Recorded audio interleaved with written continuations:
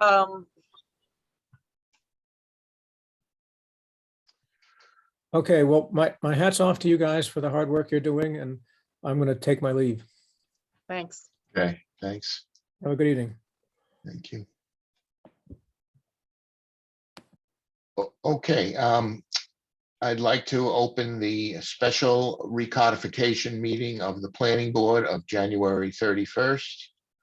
And I would like to take a roll call vote to assure a quorum. Ms. Creighton, Yes. Ms. Delicio, Ms. Foley, Here. Mr. Gilbert, Here. Mr. Olney, Here. and Ms. Tenney. Here. Okay, thank you. Before I turn this over to Vice Chair Sarah Creighton, I'd just like to remind you to go through the chair to be recognized. And with that, I will turn the meeting over to our Vice Chair, Sarah Creighton, to discuss a recodification. Okay, Thank you. great. Thank you, everybody. I wanted to just start by saying that I know how hard this is for all of us on Zoom and SharePoint, but I think we're trying to do the best we can and invite all of you to, if you don't understand the SharePoint stuff, to be in touch. I have some ideas at the end about how we might take this forward so that we have less confusion, but nonetheless, we'll do what we can. The other thing is to remind people that this is not a public hearing.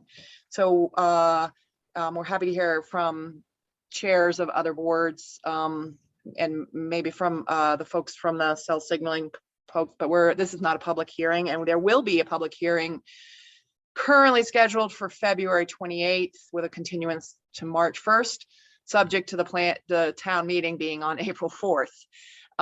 So we're all kind of doing a dance here around the schedule, and like, again, more to come on that too. And just one last thing on Zoom, I'm not in my home office, so forgive me if I'm a little not quite everything perfect or even less than perfect. The first order of business we wanted to talk about is the issue of when we talked about this on January 10th. We said that we would contact Mark Bobrowski about giving us some additional help with getting these zoning changes over the finish line, and there was consensus, but not a vote, that we would do that.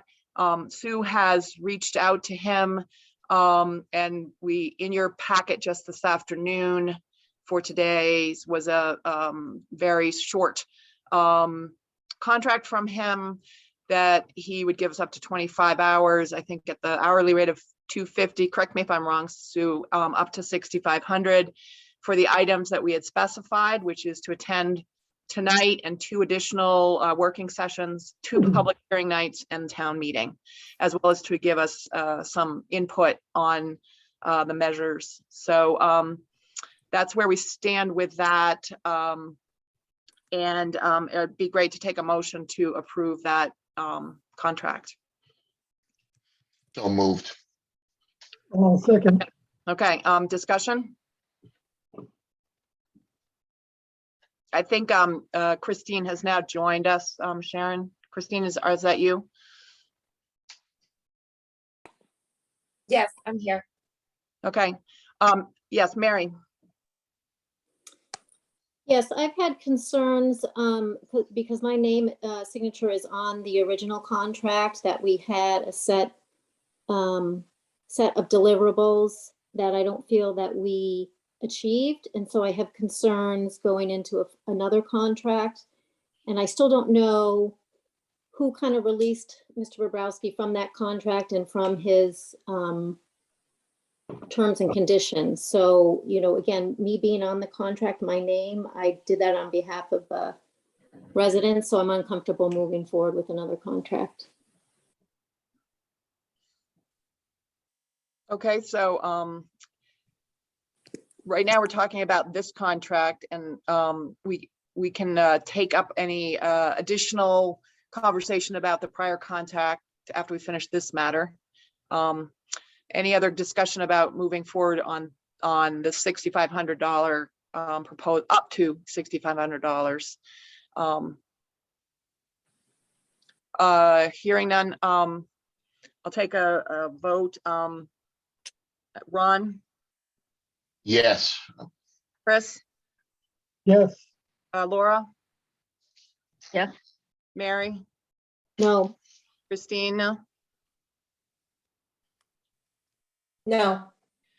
Gary, Yes. and I vote yes as well. Okay, Mary, do you want to have some specific action on the prior contract that you want to make a motion to move forward? The problem we have is that the contract has been paid out and it predates me, but is there a specific request or deliverable or something or a motion that you'd like to make? well, referring back to the original contract, it was to bring us to town meeting with a final document that, no matter how many meetings it took, if you were to sign another contract, I would ask for a proper red line document so residents can follow it. A clear understanding of what was taken out, what was put in, and what was changed. Okay, so the motion we just made is for advisory services, and we did not specify a red line document. I think the challenge is that we've broken this into pieces in order to pass it at town meeting.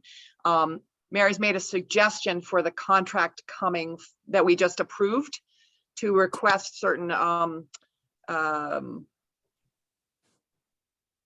specific. We want to specify, Mary, some specific products that would be maybe additional services from what was proposed. So if you'd like to make a motion to propose some additional specific services for this contract, then please do so. Otherwise, we're going to move forward with the advisory services, which is not more than that as proposed in the proposal. I would make a motion to amend the contract to include a red line version of the draft bylaws and perhaps a subsequent document that explained what changed and why, and reference the changes. Okay, do I have a second?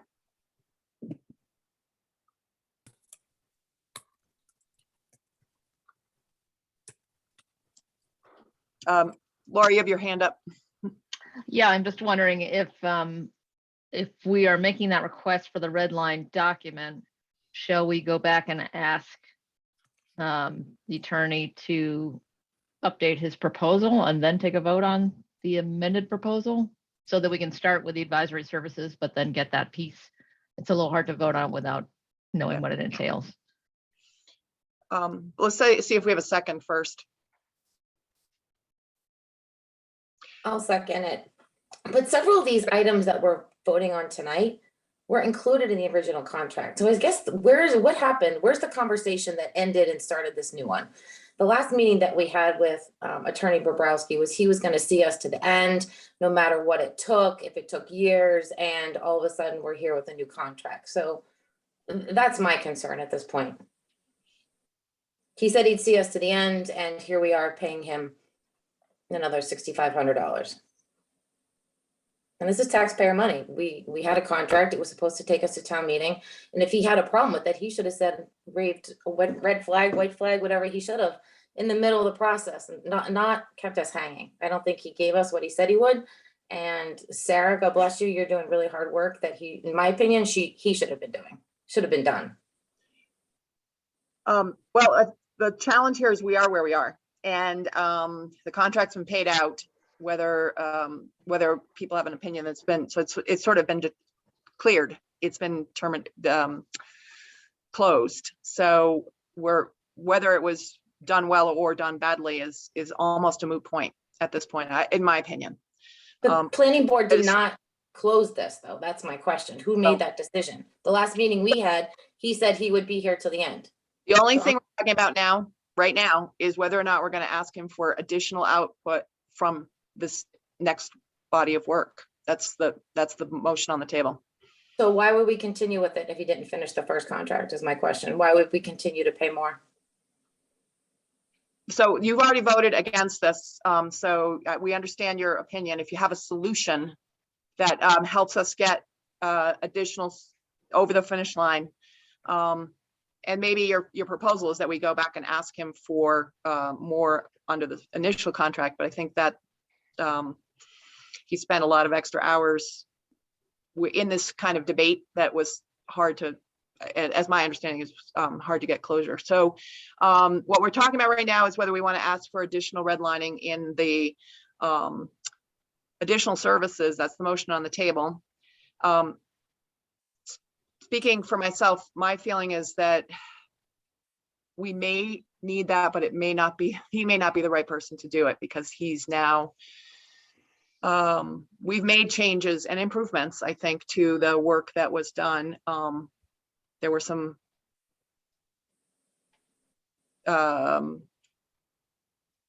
there's new information, new LCD changes, new requests from various parties. So Laura, do you have?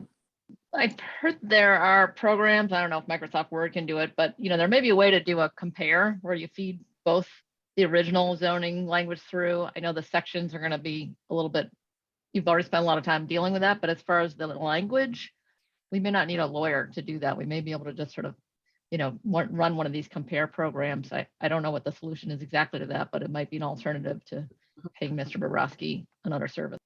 Yeah, I think I think it's a more of an administrative function than a lawyer function. I agree. Okay, any other discussion about the Mary's suggestion to amend that prior vote? Okay, hearing none. So take a vote on Mary's motion. Ron? This is whether we would want to ask him for a specific red line proposal and other work at this time.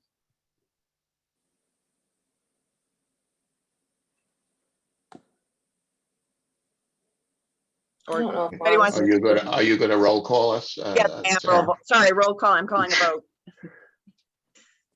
Ron, Uh, I'm asking I would, my answer is no. you. Chris, No. Mary, Yes. Christina, I think at this point I am gonna say no, because I think Laura's idea was good, that it doesn't necessarily need to be Bobrowski. Gary, I would vote no. Laura? So. Okay, and I'll vote no. Okay, thank you. Mr. Bobrowski is going to join us a little bit later tonight at 7, I believe. Laura, Sue? It was subject to this vote, but okay. Thank you. The first thing that we're on the next thing on, the last thing I was going to do is just acknowledge that we had correspondence from Kurt Stavaka and Ms. Iavoni, we acknowledge those were related to zoning changes, and there are two issues. One, asking for public to be able to see the zoning change, and I think we all fully recognize that that's essential. That it doesn't really make sense to see, the sausage making, as people would be completely confused if we had every draft up along the way, is my opinion. The second one asked for a financial analysis, and so I looked at what the Mass General Law, the Manchester General Laws require, and there is a requirement that if 3 citizens ask for such, matters of financial nature will be taken up by the Finance Committee in a public meeting for discussion. So there may be some zoning changes that the Finance Committee feels are relevant to take that up, but it's not a financial analysis that's required by the general bylaws. So just to clarify that requirement, it's section 4, of the Finance Committee's responsibilities in Article 6 of our general laws. So just to circle back that was in the correspondence. Okay. The first thing we're going to talk about tonight in terms of the changes to zoning are the LCD changes. So in your packet, there's the LCD changes, PB9. We have gotten a few additional comments from Mark Glovsky, but we didn't want to put them up because it's confused. We wanted to discuss them rather than giving you another version. I will share my screen so we're all looking at the same thing.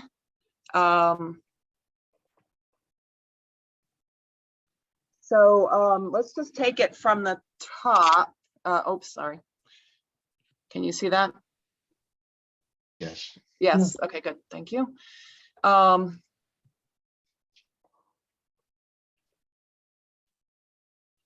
Okay, so we talked last time, let's take them one at a time, deleting section 4.4.6. And we debated about whether or not we wanted to have this, but 4.4.6 is the allowed laboratory uses. And whether we wanted to limit it, whether we wanted to allow it throughout the LCD or just in the area west of Pine and east of School Street or in the whole district. We did send a request to town council for a input on this because the chair of the zoning board raised it as it might affect other matters before the town. So any thoughts about how we should resolve this so my goal here in this particular one is to get this available to the public by voting something that we intend to take to a public hearing. Following the public hearing, we will make a final article and motion for town meeting. So all we're doing tonight on a number of these things is getting them ready to go to the public in advance of a public meeting. So, so on this particular issue, where we want to allow laboratory uses by special permit, what do we want to do to want it for the whole district, or do we want to limit it to just west of Pine and east of School? I'd like to see actually somebody make a motion on this one. So, Sarah, ahead, do you Mary. want to discuss or make a motion first? Let's make a discussion. Let's have a discussion. So if we're looking at this, just A at this point, my Yep. only question is if we opened it up to all of the LCD, are we really prepared to potentially have 2, 3, 4, 5 campuses of this size in the LCD? Mm-hmm. Because that's what could happen. I don't know that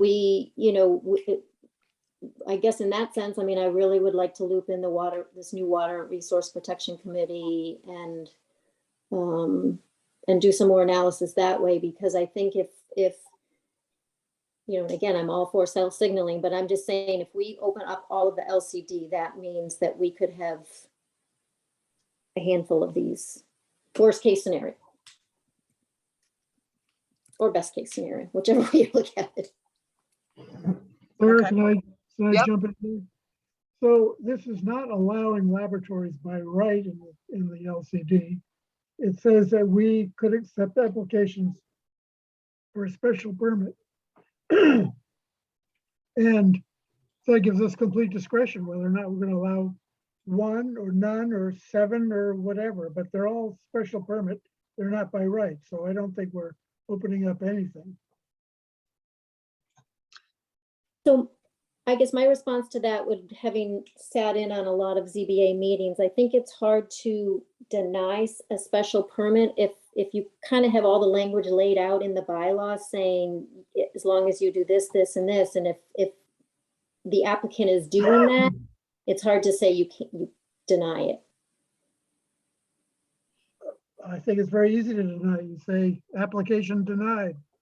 There isn't enough water, or it's going to impact the water resources, or there's no access road, or the topography is too steep, or whatever reasonable reason you have.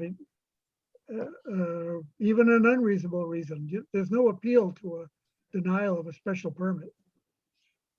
So with just, we did receive, and I didn't want to confuse the use of SharePoint, but we did receive some alternate language from Mark Glovsky.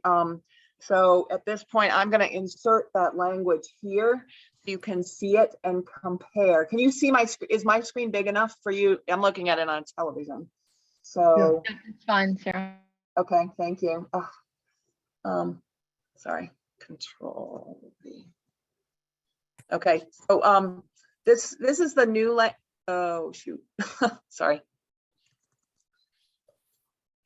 Okay, this is a suggested alternate language, which I think helps on several points. And Gary and others, I'll get to you in a second. So I'll make sure everybody has a chance to. I'm just going to make this a little bigger if I can. Okay, so the blue is now a suggested alternate, which I think gets at most of the issues by deleting the section 4.4.6 and substituting the following, therefore, by special permit from the planning board and limited to the areas west of Pine Street and east of School Street, laboratories and establishments devoted to scientific research like manufacturing, assembly, processing of materials related thereto, and incidental accessory uses, and by deleting the remainder of 4.4.6, which are this, as Chris mentioned, is a significant redundant discussion of special permits that is covered elsewhere. So now I've muddied the waters. Gary. I think we should just remind ourselves them doing what they're proposing doesn't solve all of our financial goals in town. And we have some very serious financial goals. To get approximately $500,000 in tax revenue is fantastic, but I think our target's closer to 2 million.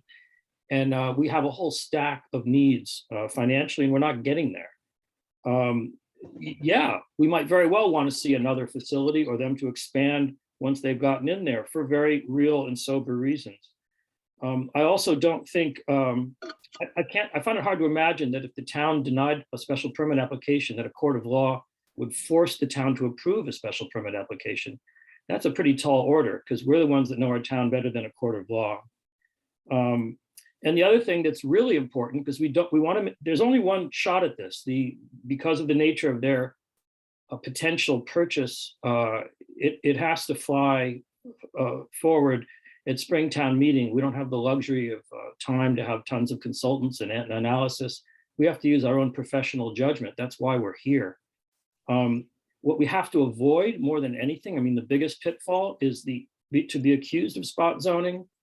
And by us already allowing it basically on the western edge of the LCD, and then to in addition allow it on the eastern edge of the LCD, we're just expanding the areas within which we're allowing this laboratory use by special permit.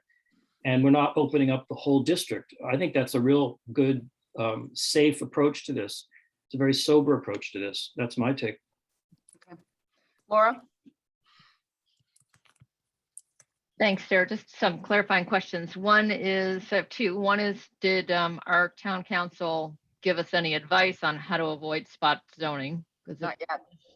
Not that yet. So that's my concern. Like if this seems workable, the language that's proposed here, but obviously we're trying to avoid spot zoning. The second one was regarding, we are not trying to avoid spot zoning. We will not spot zone.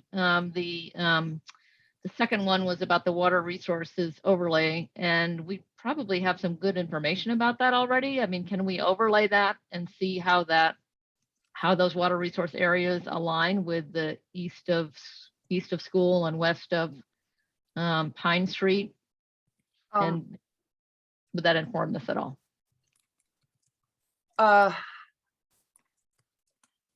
I think you all got a link to a new zoning map, which did, I think, show I can't remember where, but it does identify the water resources, the zones of, and I believe this is in zone 3 of the water.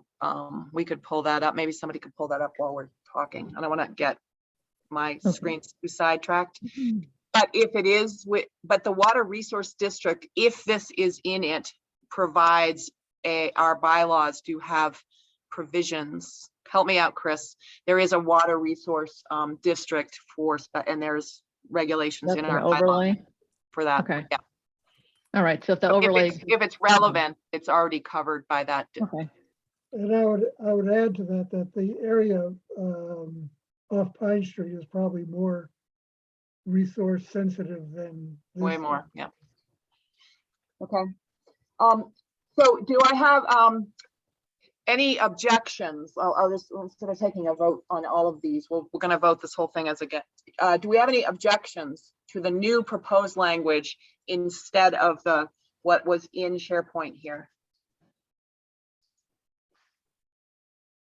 Speak up, because I can't always see your hands, so just Sarah, is this, Go ahead, Ron. I'm just asking. is delete. this replacing A or Yeah. A, B, and Oh, just A? A, yep, just A. So I would do, Okay. Yep. Okay, because it says 4.4.6A, it should say. no, this is no, this is the A of the article, but it is relevant to the entire 4.4.6. It's, so A relates to the article, the first first part of a motion or an article for town meeting. So right, not the zoning regulation. not the zoning regs. So the first thing we're asking town meeting to do is this section here that I've just highlighted. And then we're going to move down to the next one. So I'm hearing no objections. So I'm going to, Sue Brown, you said you have a hand raised? No. Yeah, I just want to, I mean, I think we should let town council weigh Yeah. in, but I just feel that's I think it's exclusionary. I think it's not, I think that's just really excluding one area, a hot button area. I understand it, but I just want to say, I think I agree with Chris that we have complete control when we offer a special permit, and you may not want to open yourself up to that type of inconsistency. So I think my suggestion is that we let town council guide us on that. And then for the moment we put this out. We could also make sure we structure a notice of public hearing that is broad enough that doesn't limit us. We'll make sure we do that. Okay, I'm going to delete Thank this you. other section here. There we go. Okay. So now let's move to B. Again, I'm working in a SharePoint. And we talked about this last time, and again, there were some new changes, but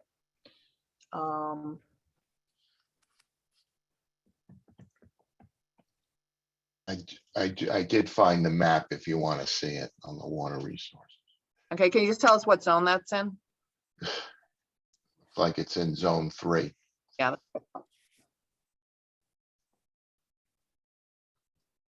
And that's consistent across the whole, nearly the whole LCD. Okay. Looks like chat is enabled. Is it possible for Ron to drop that in the chat? Interesting. You want to just share it for a second, Ron? I can Yeah, stop. it's not the I think it's prettiest map. important that map is. Not the prettiest map, Oh, I think it's quite nice. you know?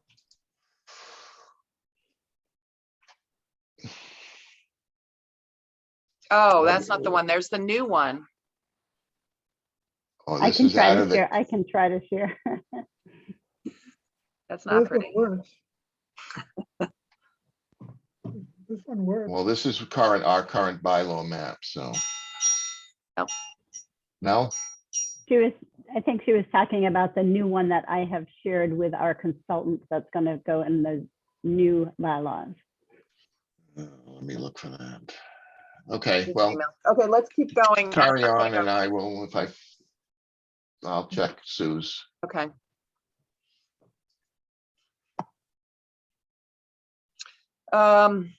Hate to do this to you, but there was some additional new language proposed for that I think clarifies a little better this issue of spires. So I'm going to do the same thing here. I'm going to drop this here.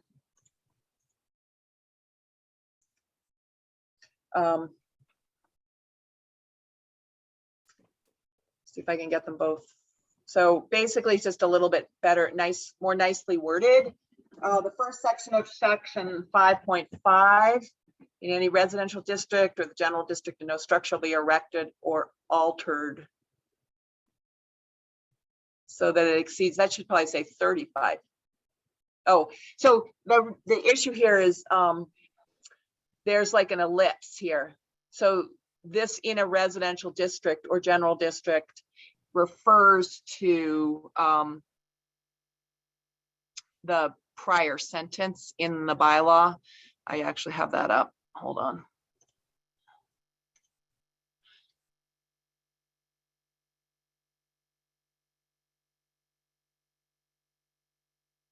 Sarah, can you clarify who proposed this new language? This is we had asked Mark Glovsky to suggest this language for the as is fairly common for project proponents to propose zoning changes. Yeah, I'm just noticing that it's giving height differences in residential districts that we don't have currently for the 10 feet. Right. I'm just trying to 15 feet. Mark, can you help us out with this a little bit? Explain what you're trying to do here. Mark Glovsky, is he on? Yes, I can. Thank you. There was a lot of discussion about fixtures that go on roofs of commercial buildings. And we were obviously proposing that commercial buildings could be higher than residential buildings. The current height limitation that applies to LCD is really a residential height limitation, so it didn't really make sense. This may read better if we included the whole section 5.5 so people understood that this proposed language is preceded by the limitation that no structure can exceed 2.5 stories or 35 feet, whichever is lesser in a residential zone. And then it goes on to the higher limitation in the LCD. And with respect to those things that go on the roof, the language was broadened to include some additional items that are customary these days, like solar panels, that was not included in the prior language. So I added solar panels, and I added a couple other things that weren't terribly significant. The mechanical appurtenances and HVAC equipment on commercial buildings, however, generally is at requires more elevation than those things on a residential structure. So that's why I differentiate between residential and commercial, understanding also that in our case, and in most commercial cases, there's site plan approval, and there's also, in our case, special permit approval. So I think Gary Gilbert may have suggested that the 15 feet on top of a commercial building be subject to a special permit that would be unique to that 15 feet. But I think that that would be overkill, so I didn't add that. So I've just, so just so you know what we're looking here, the first 3 lines in blue are cut from our existing section 5.5. So now you see the entirety of section 5.5. Sarah, can I just add a comment here? Let me just finish, Gary, and then I might have added, I'm not sure I have the whole height limits, and then there is a second part, which is mean precoc. I'm gonna add the whole section 5.5 so we can see it in its entirety, okay? I believe, sorry for the formatting problems. So, so that's, I believe that is now all of 5.5. And it's,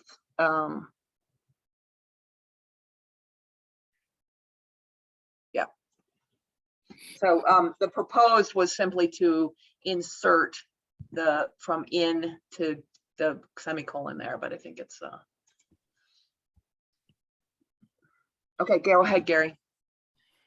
Yeah, just to be clear, I was overthinking this before, and by virtue of the fact that it is a laboratory use, there's a little list of uses that if you do them in the LCD, you have to get a special permit. So there's no need to mention here, like Mark said, that anything done above 55 feet would be subject to special permit review, because that type of land use is already compelled to get a special permit. So you've got that covered. Okay. So Christine?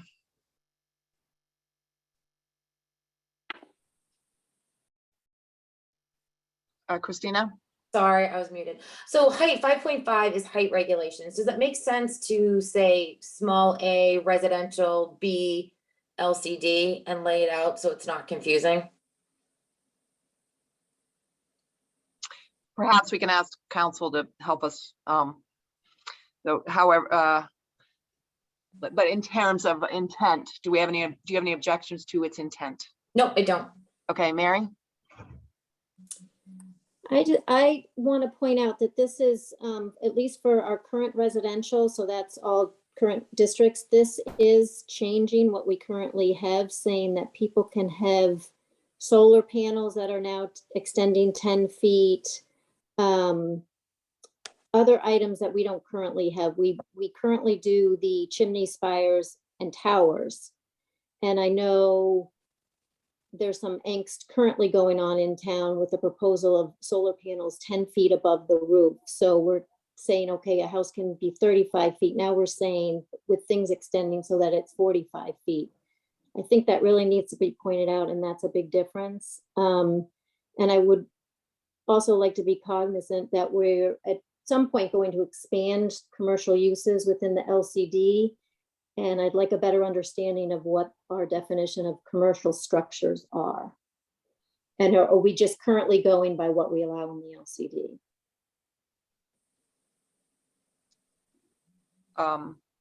It's my understanding that this is the only amendments to the uses in the language around commercial districts. So I guess that's why are we changing the language for the residential? Like that's, to me, this is confusing. So the only language change here, if I'm not mistaken, is solar panels. Is that right? I think No, so. you're adding a height increase. No, of the height is already in there. just for chimney spires and towers, but now we're adding solar panels, HVAC equipment, mechanical apparatuses. So I think you have to revert back to saying that chimneys, spires, and towers are okay for residential, not all the others. I think it does say not for human, Not for human occupancy. I not for guess human occupancy, kind of limits to commercial, no? Well, no. No, I mean, but I mean, you could have one chimney going up, but if you've got a whole roof of solar panels that are all 10 feet high, that's going to change people's view in a neighborhood. so Christine suggested that the height regulations be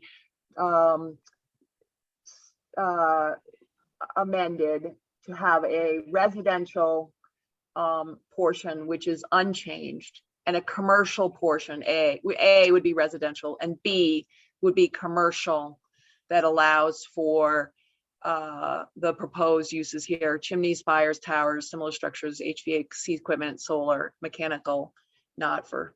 So does that help if we were to divide this, I can't do that on the fly. Mark, maybe you can, and if you emailed it to me, we could come back to it. Okay. If that helps people with this issue, moving it forward. I've heard from Mary and Christine, are there anybody else want to speak to this for a minute? Then we'll come back to you guys. Okay, Mary? Yes. Oh, sorry. Are you, that's from Yeah, go before. ahead. Oh, just, I was yeah. just saying, I think the idea is to move this forward and to keep the residential the same is the easiest way to, so residents aren't concerned about what may happen in their neighborhood. I think the idea is just to change the LCD. Let's not mess with the residential at this point. Okay, anybody else have a thought about? I agree with what Christine said. We're trying to just modify the existing bylaws. As it is, if you need to put in mechanical equipment for your house, an air conditioner on your roof, people already do that and they don't have any problem with it. Solar panels are always tight to the roof because nobody wants them to blow off. They're not going to be 10 feet up, but nonetheless, there's no sense rocking the boat. And if Mark is he's sort of a free attorney for us, let's ask him to craft this into an A and a B. Thank you in advance, Mr. Glovsky. Yeah. And take a simpler approach, a more careful approach, and we're fine.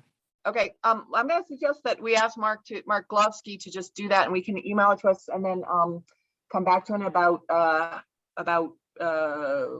half an hour or so. Let's just finish this discussion because I think we've got consensus on all of these things, most of these things.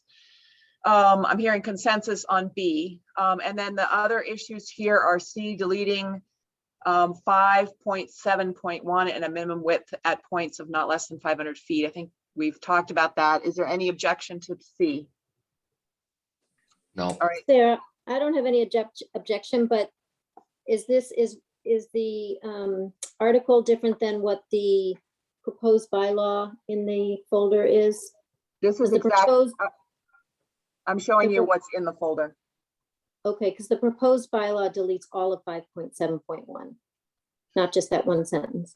Sorry. 5.7.1 is, sorry, I'm going to switch over here.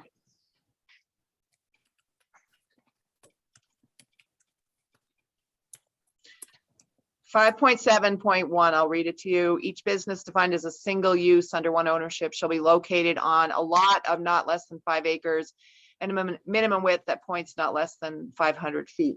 So this is simply removing the 500 foot and leaving the 5 acres.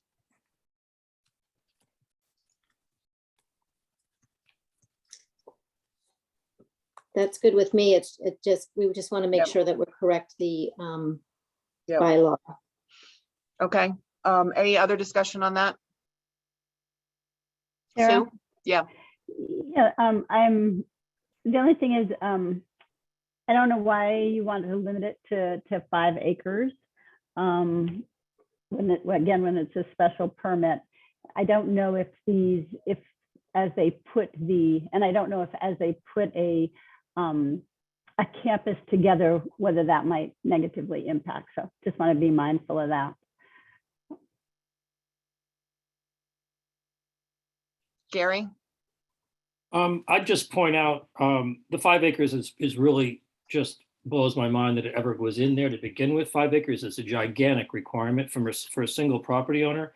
That's 218,000 square feet. In Beverly, their commercial district, which is fairly normal, they limit do the same limitation to 10,000 square feet, not 218,000. It's fairly absurd. The whole 571 should be deleted, in my opinion. Christina? So I was just looking at it that Mr. Glovsky was asked to come back and give us the changes that he thought that they needed to go forward. So why are we going above and beyond changing things that may shock the residents and the voters if we want this to go through, is my concern. I think this is it's my opinion, at least, that if this is an opportunity to remedy things that are unreasonable. 500 feet at all points is an example, which I think we all agree about, some of the setbacks. So I think that it's an opportunity to try to make improvements across the board. So any other discussion, comments about deleting 5.7.1 in its entirety, or simply just that language? Does anybody want to make Gary, you want to make a motion to remove it in its entirety? I move that we remove, recommend removing 5.7.1, as I don't think it will rock the boat that much at all. Do I have a second? Second it. Okay, anybody else, any other discussion? If I may, if you remove the 5 acres, you don't have a minimum lot area requirement then in the limited commercial district. Maybe we should amend it to 10,000. How about, no, I mean, we should be more than, I would think it should be. 50,000. What are we throwing these numbers out on? What are we basing it on? I think we should ask Mr. Glovsky, who has more familiarity with the normal lot sizes in commercial districts than any of us. Well, Mark Bobrowski's also on the call right now, and he's well informed. But I would say something more akin to an acre or 2 acres would be appropriate and not uncommon. I'm looking at Beverly right now, and actually there are multiple industrial zones, but the one that I'm looking at, which is IR, has a 2 acre minimum requirement. It seems to me that that we should keep a minimum requirement. Thank you, Mark Glovsky. Can I amend my motion, Sarah? Yes, absolutely. That we remove the last half of that of 5.7.1 and then change the first half to say 2 acres. Okay. Ron, can you accept that that you were the seconder, I believe. Can you do you accept that change? Well, upon hearing Christina's comments, maybe we should be a little more, maybe we should research this a little more, I'm thinking. So the point here is we're going to take this to public hearing, and we're going to get input from the public on this. This is not the final vote. So if we move Gary's, if we make it 2 acres and remove the 500 feet, we'll hear from the public whether they think that's a problem. That's all we're trying to do right now. We're trying to move it forward to a public hearing. My recommendation is to take out the 500 feet, leave the 5 acres. We have done no research. We can't back this up why we're saying it. We just looked up a Beverly bylaw. I don't feel like we're doing our due diligence here, but. Maybe Mark Bobrowski could weigh in if he's with us. Good evening, everybody. I mean, I don't disagree that you're sort of on a fishing expedition here. It really depends on what you envision the district being. There's all kinds of business districts, and it's appropriate in some to have a 10,000 square foot minimum, 20, 40, or 2 acres. It really depends on what you're trying to create. So you must know what you want the LCD to be. Is it going to be a hodgepodge of businesses that are adjacent to each other, relatively small parcels, relatively small stakes, or is it going to be something more devoted towards, logistical warehousing, things of that sort, R&D, bio. Mm-hmm. And right now and it depends on how high you can go. I'm defending a 88,000 square foot R&D building in Watertown. The lot size is 0.40 acres. But it's 5 stories high. So can I ask a question here? What is the smallest parcel of land right now in the LCD? I mean, I don't think there are any smaller than 5 acres. So what difference does it make? Well, people could divide them. Well, they'd have to get a subdivision approval. Right. Well, unless it has frontage. I agree with what's been stated, that we need to do our due diligence and research before we just kind of throw out numbers. I don't think we've really had an analysis of exactly what we want to see in the, or would like to see in the LCD.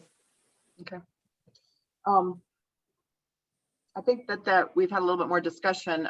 Gary? You still have your hand up? Oh, I'm sorry. No, Okay. I'm hearing a consensus based on our discussion that we should leave C for the purposes of our public hearing as is written and on the screen. Which would involve Gary withdrawing your motion.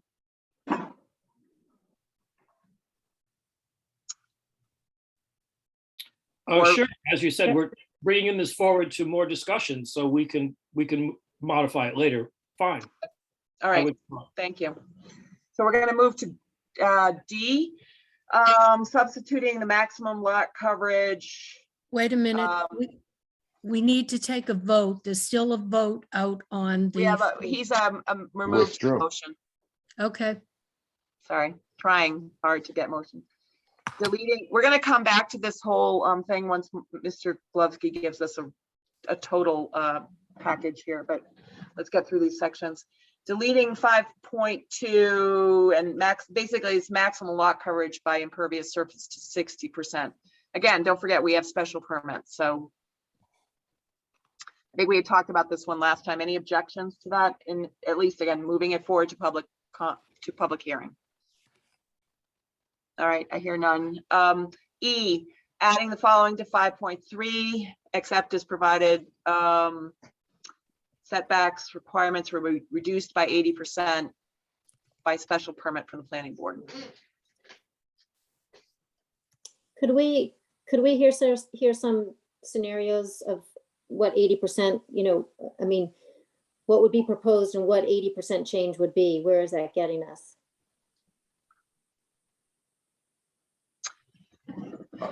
Well, the setbacks are currently, It gets us to 30 feet and 20 feet. That's small. It is, but this is under special permit, and there may be a situation where we're saving a wetland or something by allowing the building to be set back only 30 feet away from the lot line.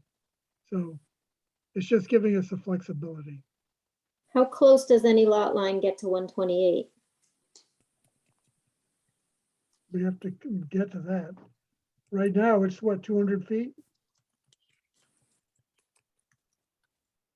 maybe 200 feet from the road, but I don't know where the state line is, where the property line is. Because it's the setbacks are from the property line. Right? I guess for me, it'd be another example of, I'd like to see some data, some scenarios. So our purpose here tonight is to move it to public hearing, not to finalize this. So certainly people could do some research about what numbers this results in. Any objection to moving this E language to the public hearing? Okay. I object to it. Mary objects. Any other objections? Laura, do you have Are we defending these? Is that our example, just to save wetlands? I mean, that's the answer why we're doing it? I think it's an example. Okay. Laura?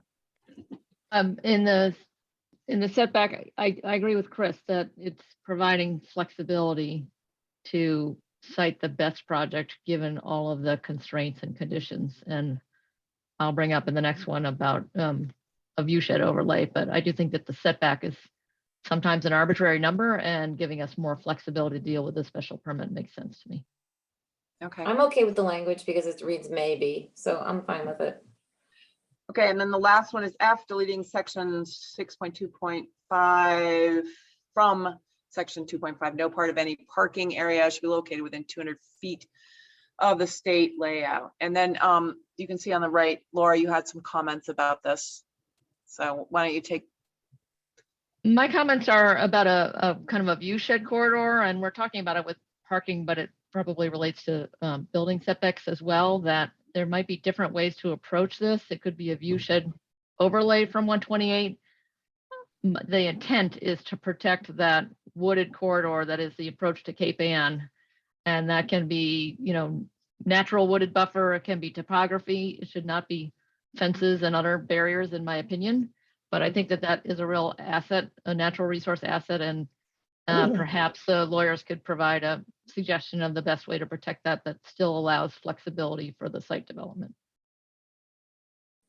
Mr. Glavsky, do you have any comment on that or suggestion, or Mark Bobrowski? Okay. While they're thinking, can I just say something about this? Yeah, Chris. I think this is interesting, the example of one of the letters we got talking about doing a financial analysis on the impact of zoning. Here is an example of where the town is paying the price for protecting a view shed.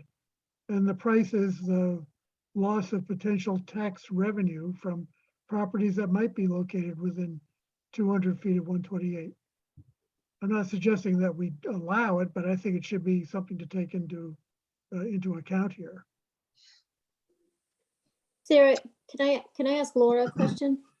Certainly. Thank So you. Laura, is it something like what you're talking about is it something like a scenic easement, a scenic conservation easement?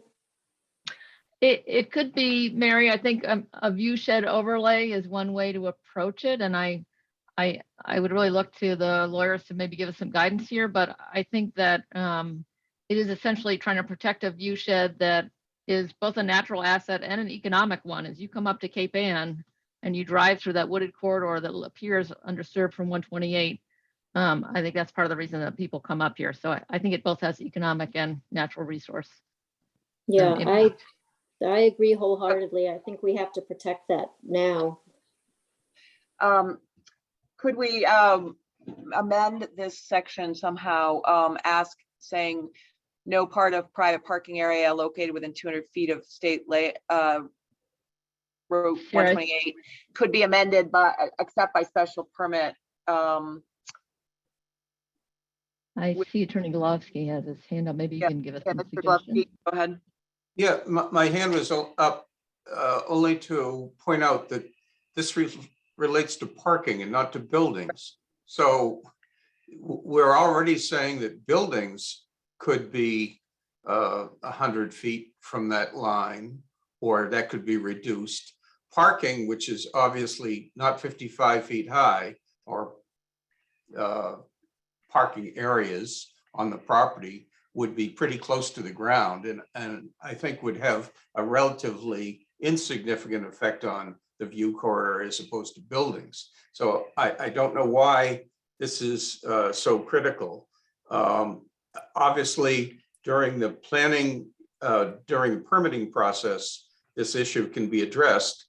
Somebody just suggested that perhaps to solve the problem for the moment, we just say that no part of any private parking area shall be located within 200 feet of the state layout of 128, except by special permit from the planning board. So I did attach my comment to the parking, but as you pointed out, it's really the building that has a greater visible impact. Although I think there's a certain depth to a wooded buffer that is visible, parking or structures. My concern about protecting the view shed is as much or more with the buildings as it is as parking. It's really wanting to preserve that natural wooded buffer. And I think we can be open to ways that are flexible and allow it, the site development to occur. I'm just looking for the best ways to protect that important asset. Do you think that perhaps that the special permit language that we have that identifies a number of values is the place we should add the question of viewscapes? I know there we at potentially as an asset for. I mean that's some it's subjective. It could be problematic in many ways, perhaps. But. Right. Without being a lawyer, I'll say, yes, that makes sense to me in terms of that being a criteria of a special permit. It's not always an easy thing to quantify. It can vary with the seasons. It can vary with topography. And so maybe in addition to saying, protecting view sheds, there's some language like, shall not be visible in leaf off season, those kinds of sort of performance related requirements. So perhaps for the purposes of the LCD, we could simply add F, include by, except by special permit. And then that covers us for this particular issue, for this particular time. And make note that as we think about special permits criteria, we should think about the issue of views more broadly. Does that help us move forward on this issue as we take F and insert except by special permit, or modify it so the parking issue and perhaps all the view issues, but they would be reflect the special permit as a tool for this purpose. So Well, I think we can, go yeah. ahead. I was just going to say, I think if we can strengthen the special permit, and then maybe in another setting, we discuss whether there are certain places where we should entertain an overlay for a view shed, then I don't want to hang up the LCD, what we're trying to do here, the intent of that. Okay.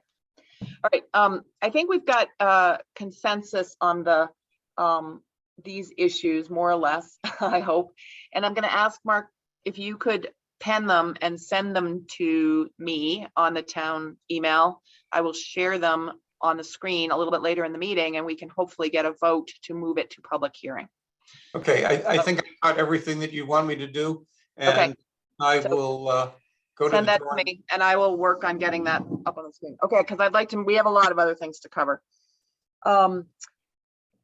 Thank you. I can see that there's some stuff in the chat. I'm not monitoring that. So if somebody wants to monitor that and tell me what's going on there, I'm happy to honor It's those. just maps. We asked Sue to put some maps in there, and they're simply links to maps. Okay.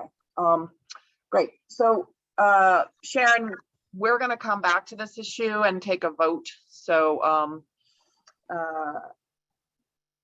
let's go to our next topic, which is so easy. We said we would talk about the accessory dwelling unit proposed bylaw tonight. So I'm going to pull that up on the screen if I can figure out where it is.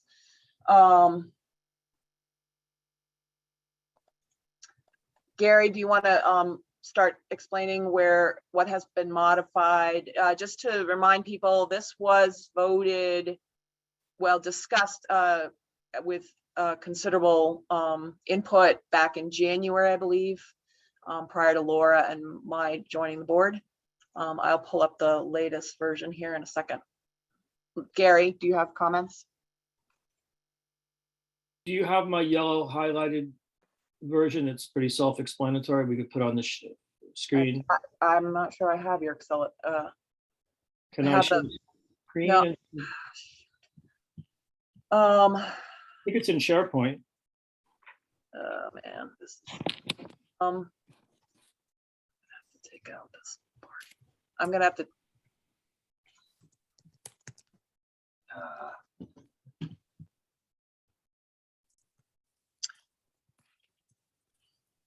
Sorry, this one is formatted badly.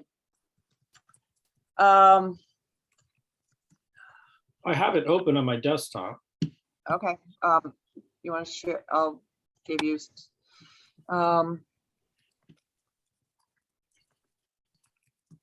Gary, I think you should be able to share.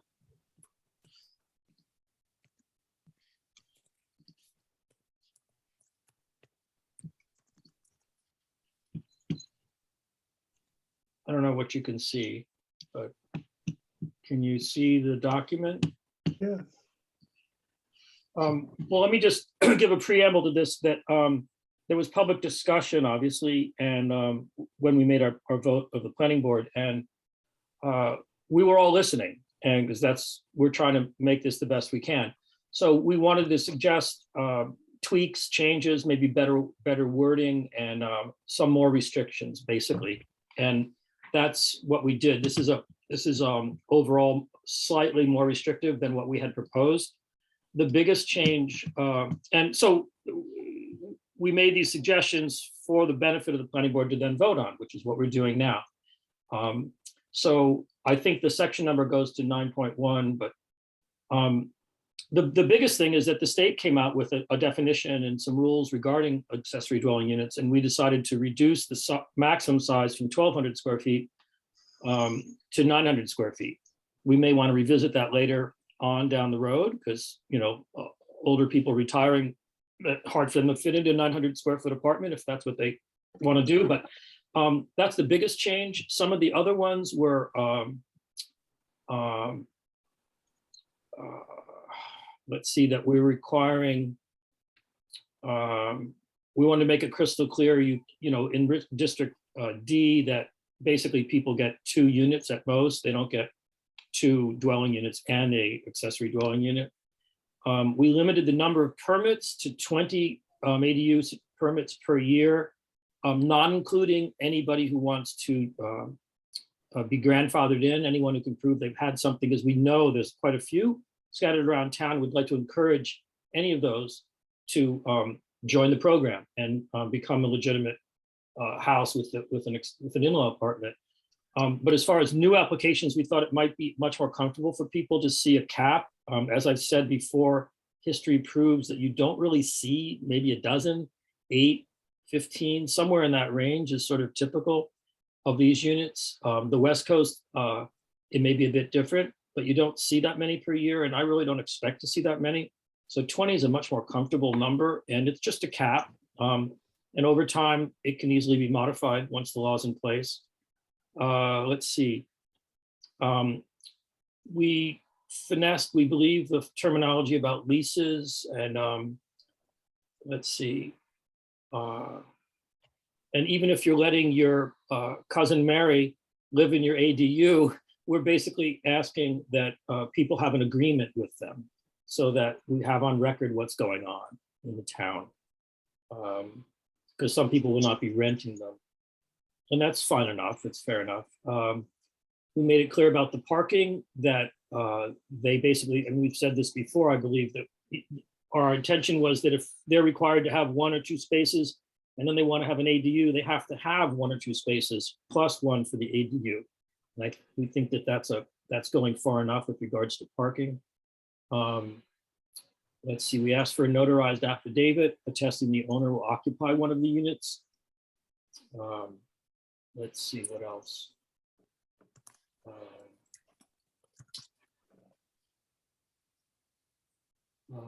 We covered, I think there's a big change at the end. I'm going too fast, just ask me to back up, but we can go back to it. We allowed the Zoning Board of Appeals to have some flexibility in granting the permits. So there's a sort of a caveat here that if some odd circumstance occurs, like if someone has an ADU I don't know, some people live on dead-end streets or in places where there's hardly any neighbors around, the situations may be different. Let's see. Am I missing anything? Chris, only you've been part of this. Yeah, no, you got it covered. Okay, so the version on SharePoint, unfortunately, Gary, if I can get you to stop sharing now. And I'm going to bring it up in a different format, same exact language. Do I hit new share? Top of your screen. There we go. Okay, thanks. So this is the version on SharePoint, and I did bring it up, sorry, in Word, so that the formatting is easier to see. But I want to just walk through a couple of comments that Laura had suggested. So you guys can see these reflect track changes that were suggested by Laura. I think that they are probably things that that are better language. So Laura, you made those proposed changes, I believe, self-contained dwelling unit.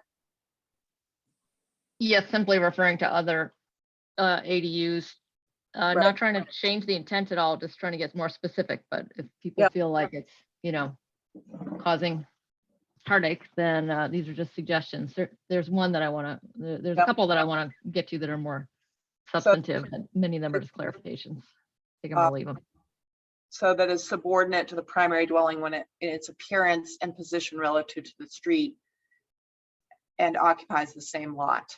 I think that's greater clarity. Any, and then I also objected to the word older homeowners. I think this back down in purpose and intent, this could happen. This could be not just to older folks. On self-contained, I wouldn't say self-contained. I think we've just got a brand new definition section in our bylaw. And I think we should try to stick to pretty much the terms of art. A dwelling unit is a nice, concise term. I wouldn't try to add a self-contained dwelling unit. I think there's no real need for that. I'm fine with that if people want to delete it. With that. Are people getting okay if we get rid of the word older homeowners? Like, do we need that? Go for it. And I would add that we added the reference to in-law apartment because it's, I think more people not familiar with bylaws, they'll know what we're talking about. It made it a little bit more accessible. That's why we worked that term in. Right. So again, we're trying to get this to a public hearing, not perfect it. And also we can have, now that we've just, Mark Bobrowski can help us work through any additional changes. I think Laura has made some good suggestions, including accessible options for elderly and persons with disabilities.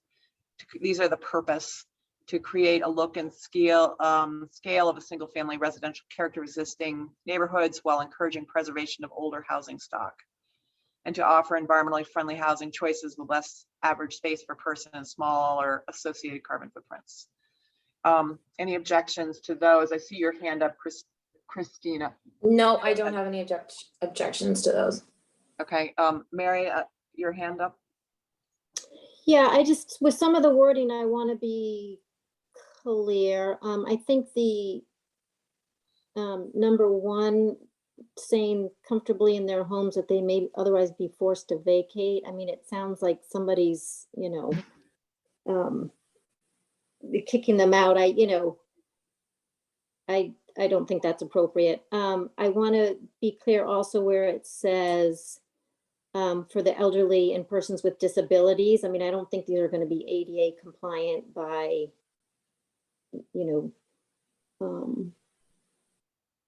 people can make them that, but I don't think that that's a requirement of our town, obviously.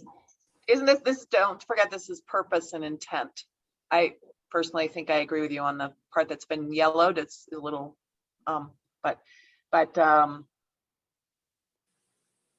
Yeah, so those are my only, I think it could be finer tuned with those. okay. Can I respond to Mary?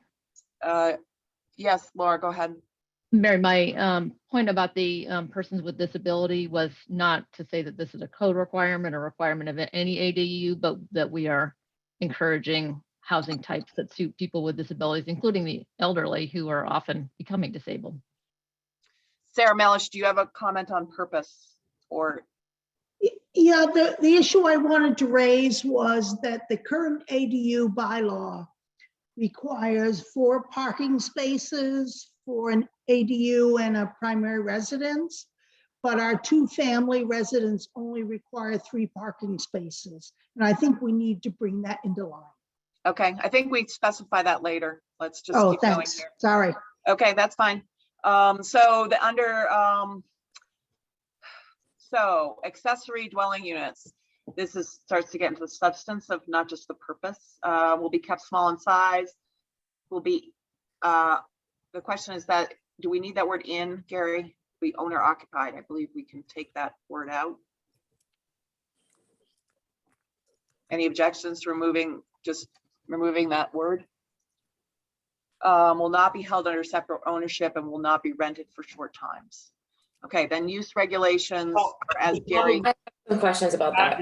You're saying the accessory dwelling unit will be owner occupied. So that means the 900 square foot unit will be owner occupied. They might occupy the other. Okay, Right. I got it. So we do need to keep that. Sorry. Yeah. Excuse me, what does in mean though? Does it mean interior to the residence? That it In can't the be detached? residence. It's just not clear. As in it cannot be detached like over a garage? I think there's a caveat for it being over a garage only by special permit of the ZBA. And is a garage part of the residence? I guess it would be. Laura, think Laura, what it means, it just means that it can't be in a rental, a home that is rental only, that an owner will occupy either the accessory unit or the primary residence. we should just say that. Yeah, let's say that. I think I that think we term do is further. I think confusing. it might further down. Okay, I'm gonna just add a note here to clarify that. Sarah, can I make a comment about this? And I think I need the attorneys that deal with this day in, day out to chime in. So the New York Times, obviously Connecticut, New York, New Jersey's been following this issue for a while, and there's been a few articles written about this. And specifically in Princeton, New Jersey, this has come up. And basically that language of requiring it to be owner occupied has been seen by the courts as unlawful. So I just want to chime in from town council, from our attorneys, making sure that we're not setting ourselves up for something that's actually going to be overturned by the courts. And then it's actually going to be a two-family district without us actually intending it to be. And what the court basically said, it was invalid and unenforceable. And then once that played through the court system, these two units were able to be sold individually. So I just want to make sure that we understand and talk to council about what these unintended consequences could do. Mark Borowski, do you have any input on that issue? I don't see why an owner occupancy requirement wouldn't be legal. I haven't seen the New York cases. Perhaps you might send me something that I could start researching, but I don't know of any reason in Massachusetts why that would be outlawed. Okay. Thank you though, Christina. That's a good, interesting idea. Interesting. Basically, they were just saying that the usage of the zoning isn't to identify the usage of the property, is to identify the usage of the property, not to identify the occupants. I mean, that was their reasoning. So. Okay. So, but in this case, it says will not be held under separate ownership. So that, anyway, Maybe there's okay, a clause good about it question. not transferring. So you couldn't Yeah, have- I think I can analogize this to the case on the Vineyard from many years ago, where the town of Chilmark adopted a bylaw by which residents of the community under 30 who income qualified could develop property very substandard, basically 1 bedroom per 10,000 square feet, that other people couldn't do. It was a program to keep youths who grew up in Chilmark because it was so unaffordable. And I don't see the difference. It's a home rule decision on the part of Manchester by the Sea that people can stay in their homes for a longer period of time if they have somebody renting. Otherwise, you're creating duplexes. I think that's Christina's point. Okay. Let's, Sarah, I just had a question on that. yes.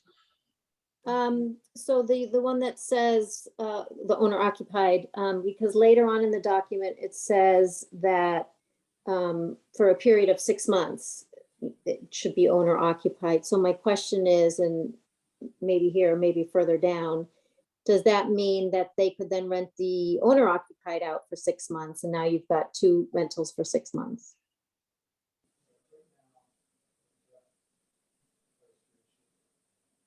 That's what it seems to say. Yeah, because our current bylaw is, clear that it's an owner occupied dwelling. I forget the exact language, but I think that might be an unintended consequence that we might need to reword. But okay, let's come back to that in a minute. Sarah, I see your hand up. I'm gonna keep moving through this and then get your comment in a minute, if that's okay. No more than 20 ADU certificates, and Laura says, what's the purpose of this? Gary, I know you guys have thought about this. You want to comment on that? Well, I believe I previously did. We wanted to have a comfort level and see this program, get it off the starting block and see how it performs. Mm-hmm. That was just a question for information. That's all I put it there Yep. for. Okay. And then a minimum of off-street parking must be provided for the ADU in order to require parking spaces for the principal dwelling unit to prevent unnecessary expansion. And Laura has suggested to prevent unnecessary expansion of impervious surface, ADU parking may exist, use existing driveway if capacity can be demonstrated. So that's a little bit of an effort to move from the 4 spaces requirement, but more a special permit review. And So- who are they demonstrating that to? this is by special permit. Well, Mary has a good point, because I think that most of these are as of right, unless it's in residence D or D1, that it's a special permit requirement. My intent there was to simply not have an arbitrary need to increase impervious surface, but some of the larger homes in larger on larger lots may already have copious parking, and to simply make an arbitrary statement that you have to build an extra parking space, I think it's not getting at the intent of what this is. It's just to provide more and diverse kinds of housing. Not everyone is going to have another car or need to create more paved surface. That's all I'm getting at. If there are better ways to write it, I'm certainly open to that. Well, the other thing is that if a building permit were taken out for a ADU by right, presumably the building inspector would be making sure it complies with zoning, which is sufficient parking. To answer the question, I believe. Mr. Bobrowski, any comment on that? Well, Sarah, I would just say to that is I don't know if the building inspector is on, but he says he does not do parking and curb cuts, so that would be adding something to what he does. Just for the record here, this says that a minimum of 1 parking space in addition to the required parking Right. spaces. So I think that takes care of it, actually. If you already have 3 spaces, you're done. You Okay. can just show that you've got room for a 4th car in your driveway or something. No, you just show you have 3 parking spaces. Right. Because That's only what I 2 are wanted. required. Okay, I'm gonna still make, the- It's still the question, who are you showing that to? Who you I think showing? it's quite clear that this is being showed to the building inspector, that he's the one that will issue the ADU permit, hands down. okay, Laura suggested number 6, an ADU must be positioned to preserve the privacy of neighbors. The placement of entrances, windows, landscape features, and fencing are considered in this determination. So I think this is a little bit the same question as the parking. So It's if a this is subjective- problematic for people, we can strike it. I'm simply looking back at other ADUs for similar language, but that was also kind of the intent of asking for a survey on which the ADU is cited. And if it's, Yeah, my intent is to try to support the provision for ADUs. So if people feel like this is too cumbersome, then we can strike it.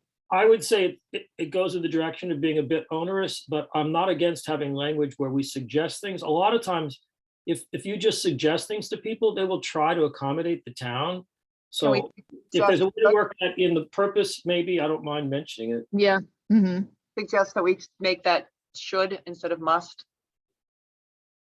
Sure. Or it can move further up into more of a general preamble as well under subordinate. Okay, let's do that. Thank you. So many screens open here. Maybe Laura, if you're in that document, maybe you can just make that, all right, here. Okay, I can try to work on that while we're talking. Just add a comment to move to preamble.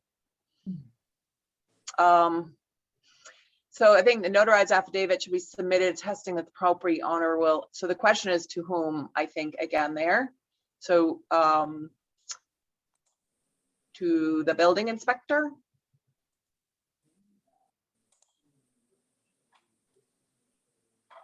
How are these,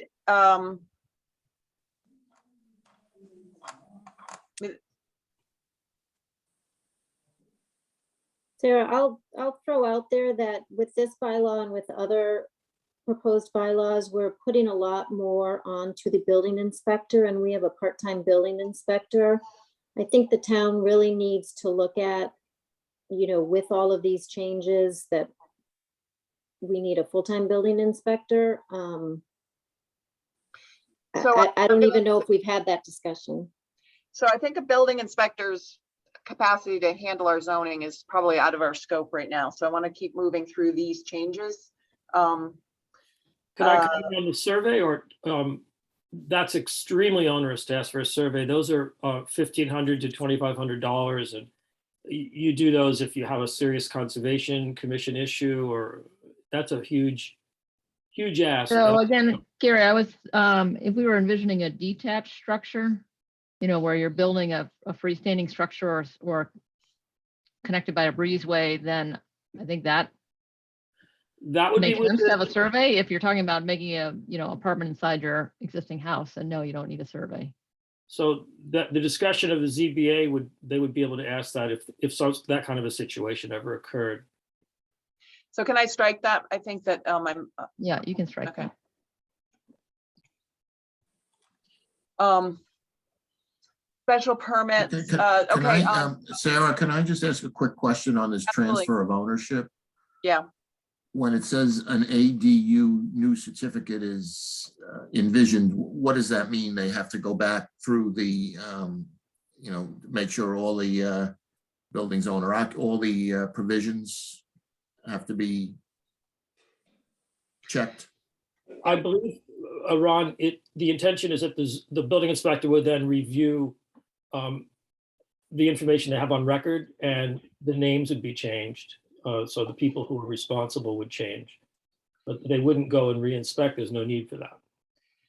And is there an ADU certificate that's contemplated in the above that I missed? Or is this the first time we reference an ADU certificate? I think it's in there. Well, I can only see part of the law here, but yes, it's in there. It's in there. I'm gonna do a quick search. Sorry, I'm gonna say, What is an ADU certificate? yeah, I'm looking. Okay, we have 3 results. That's in the other section. What's the intent of the ADU? Is it to make sure all Okay, these? right, we do define it in general here, an ADU certificate from the building department provided that. So it's a certificate from the building department that indicates that these criteria have been met. So it is Okay. defined. Okay. So I'm going to keep going through. Now we get down to special permits. Before we do that, I'll take comments from Sarah. Sarah Mellis, you have your hand up. She's on mute, Sarah. Sarah? Well, we'll come back to her. Any other Okay, comments? I'm unmuted. Okay, go ahead. It's my understanding the current bylaw requires the owners to be on site year round with a temporary absence of up to 1 year. So by changing it to 6 months, I think that's substantial. So I'm showing you on the right-hand side of the screen is our existing bylaw, and Sarah is correct. I've highlighted either the accessory dwelling unit or the main dwelling unit shall be occupied by the owner of the property except for temporary absences of up to 1 year. I guess this, can I, some people might want to travel for a year. I love that concept. Does that mean that the person occupying their ADU unit has to leave town? It's an interesting point. Maybe we could think about that and talk about it at the, come up with some language that might help it work out at the public hearing or when we go to vote on this afterwards. Just a point of process from somebody who's done this before. Is it possible to propose 2 different language options for a public discussion, or is that crazy? You can do it as part of the public hearing by Yeah. advertising one and having a shill present the other. Okay. So I think that Sarah and Gary make a good point that we should get input on this at the public hearing. Does that make sense to people? We could develop more language, and I think as far as I understand, anybody can suggest anything at the public hearing. It's Yeah. up to the planning board voting thereafter that's important. Okay, Yeah, but the planning board stuck with what was advertised Yeah. in the sense that what the final recommendation coming out of the planning board has to be is within, think of it as within the four corners of what was advertised. Okay. okay.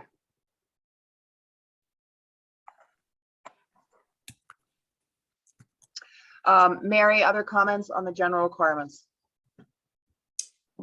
I just wanted to be clear, because Laura had said something, are these, is the intent with these that these are, as the bylaw currently is, within a house, is my one question. And then the second part is that, could somebody by right add a second floor as an ADU? So I think to your second question, the ADU shall be not larger than 900 square feet of living space and have more than 2 bedrooms. So I think the answer would be yes, if on the second floor, if it is in zoning, sorry. The first question, I think, anybody disagree with me on that? To I your do first- disagree, Sarah. Pardon me? I believe I disagree with that, because if it has to be a self-contained unit and subordinate to the original dwelling, then you're not likely to be able to add a second floor. I think that's just a home renovation, not a separate apartment with a separate kitchen, et cetera, most likely. But if you're adding a floor with a walk up outside, that Outside walk-up, I guess so, if it's subordinate to the Yeah. original dwelling, but I think, Could I weigh in on this? Our premise at all through this was that we're not here to tell a homeowner they can't do what they already can do.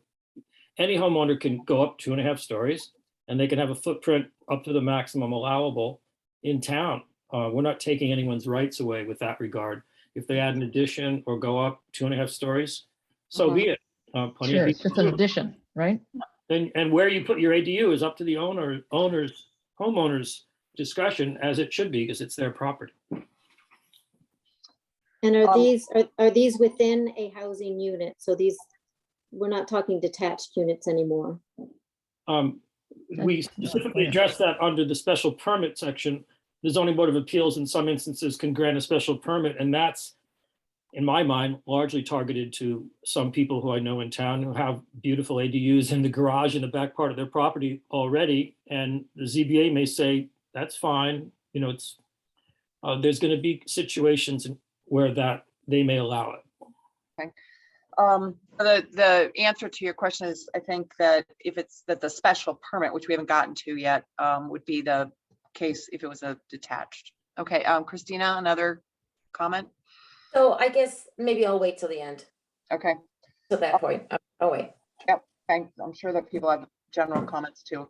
So the ZBA special permit, ZBA shall be the granting authority if it's detached, but the existing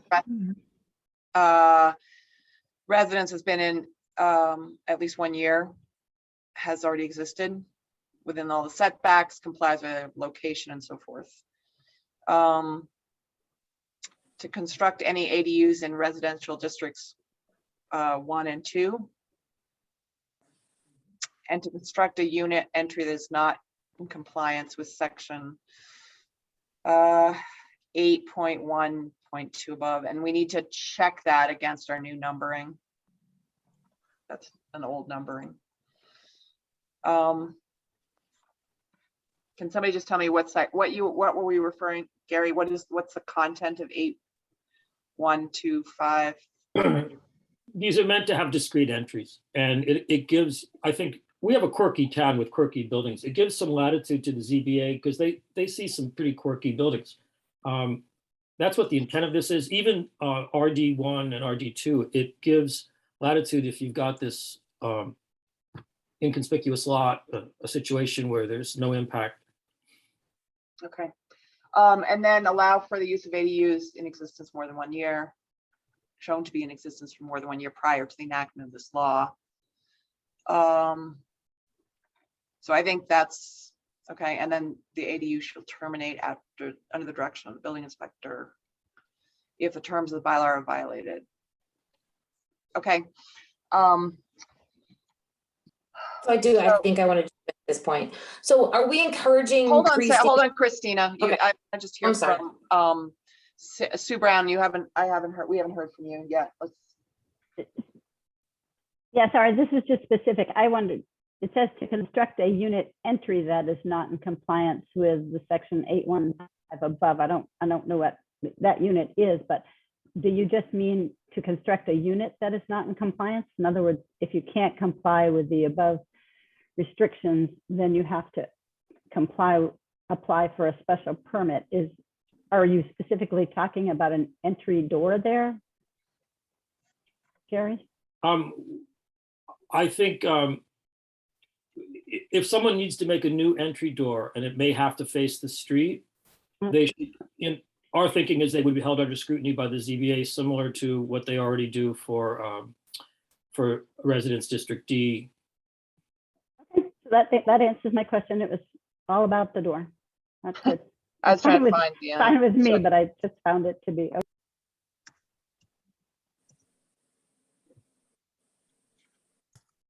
Okay. Christina, go ahead.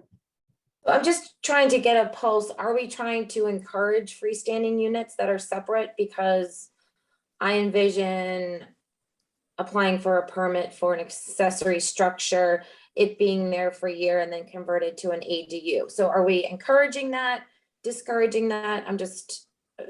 That to me is what that is inviting. Well, in the language of the text we have here, it has to have been in as we're starting out this program, it would have to be in existence 1 year prior to the enactment of the law. So could you?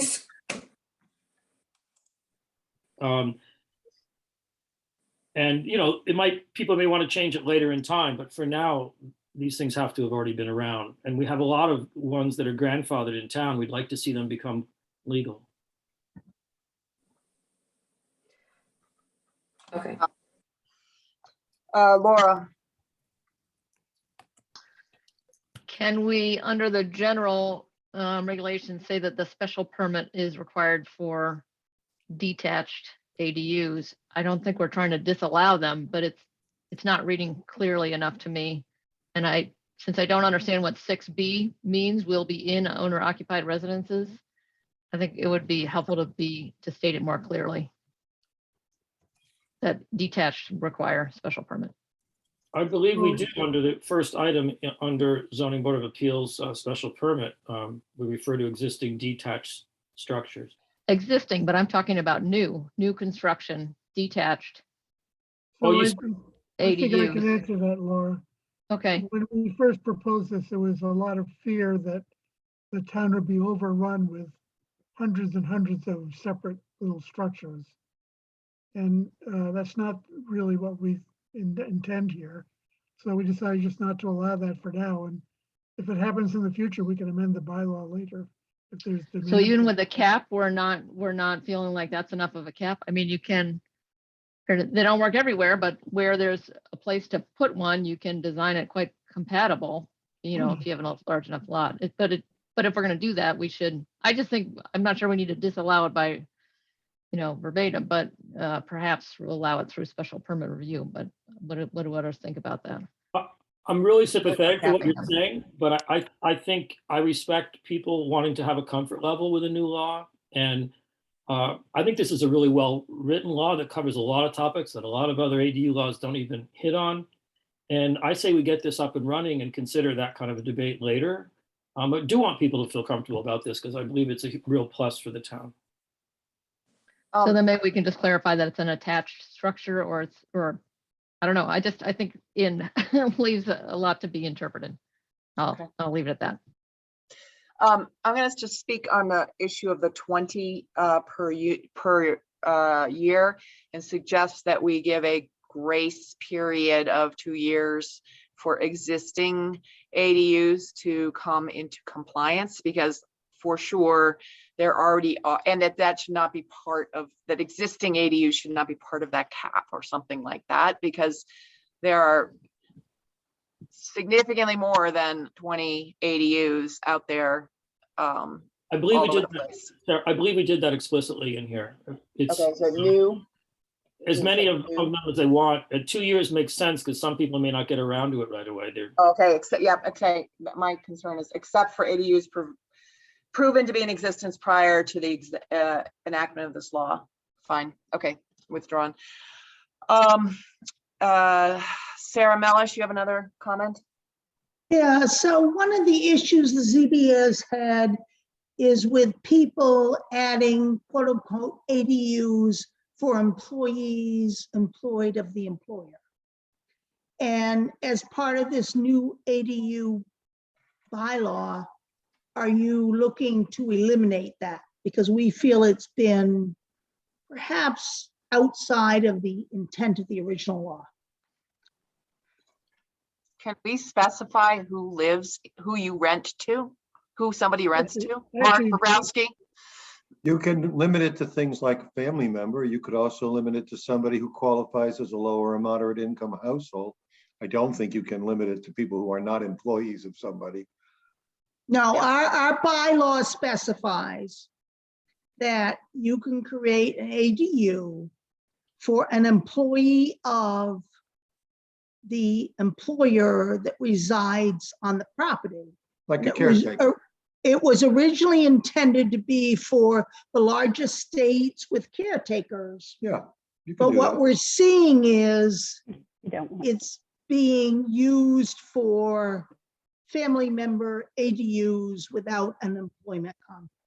So I think that the purpose of this new bylaw is to get rid of that loophole, Good. because it's not specified in the new bylaw. So are you eliminating, removing that from the bylaw? That's the proposed bylaw shown on the left does not talk about employees. I'm just scrolling through here. It's a separate clause, I believe. Yeah, I'm gonna search for it. Sorry. Yeah.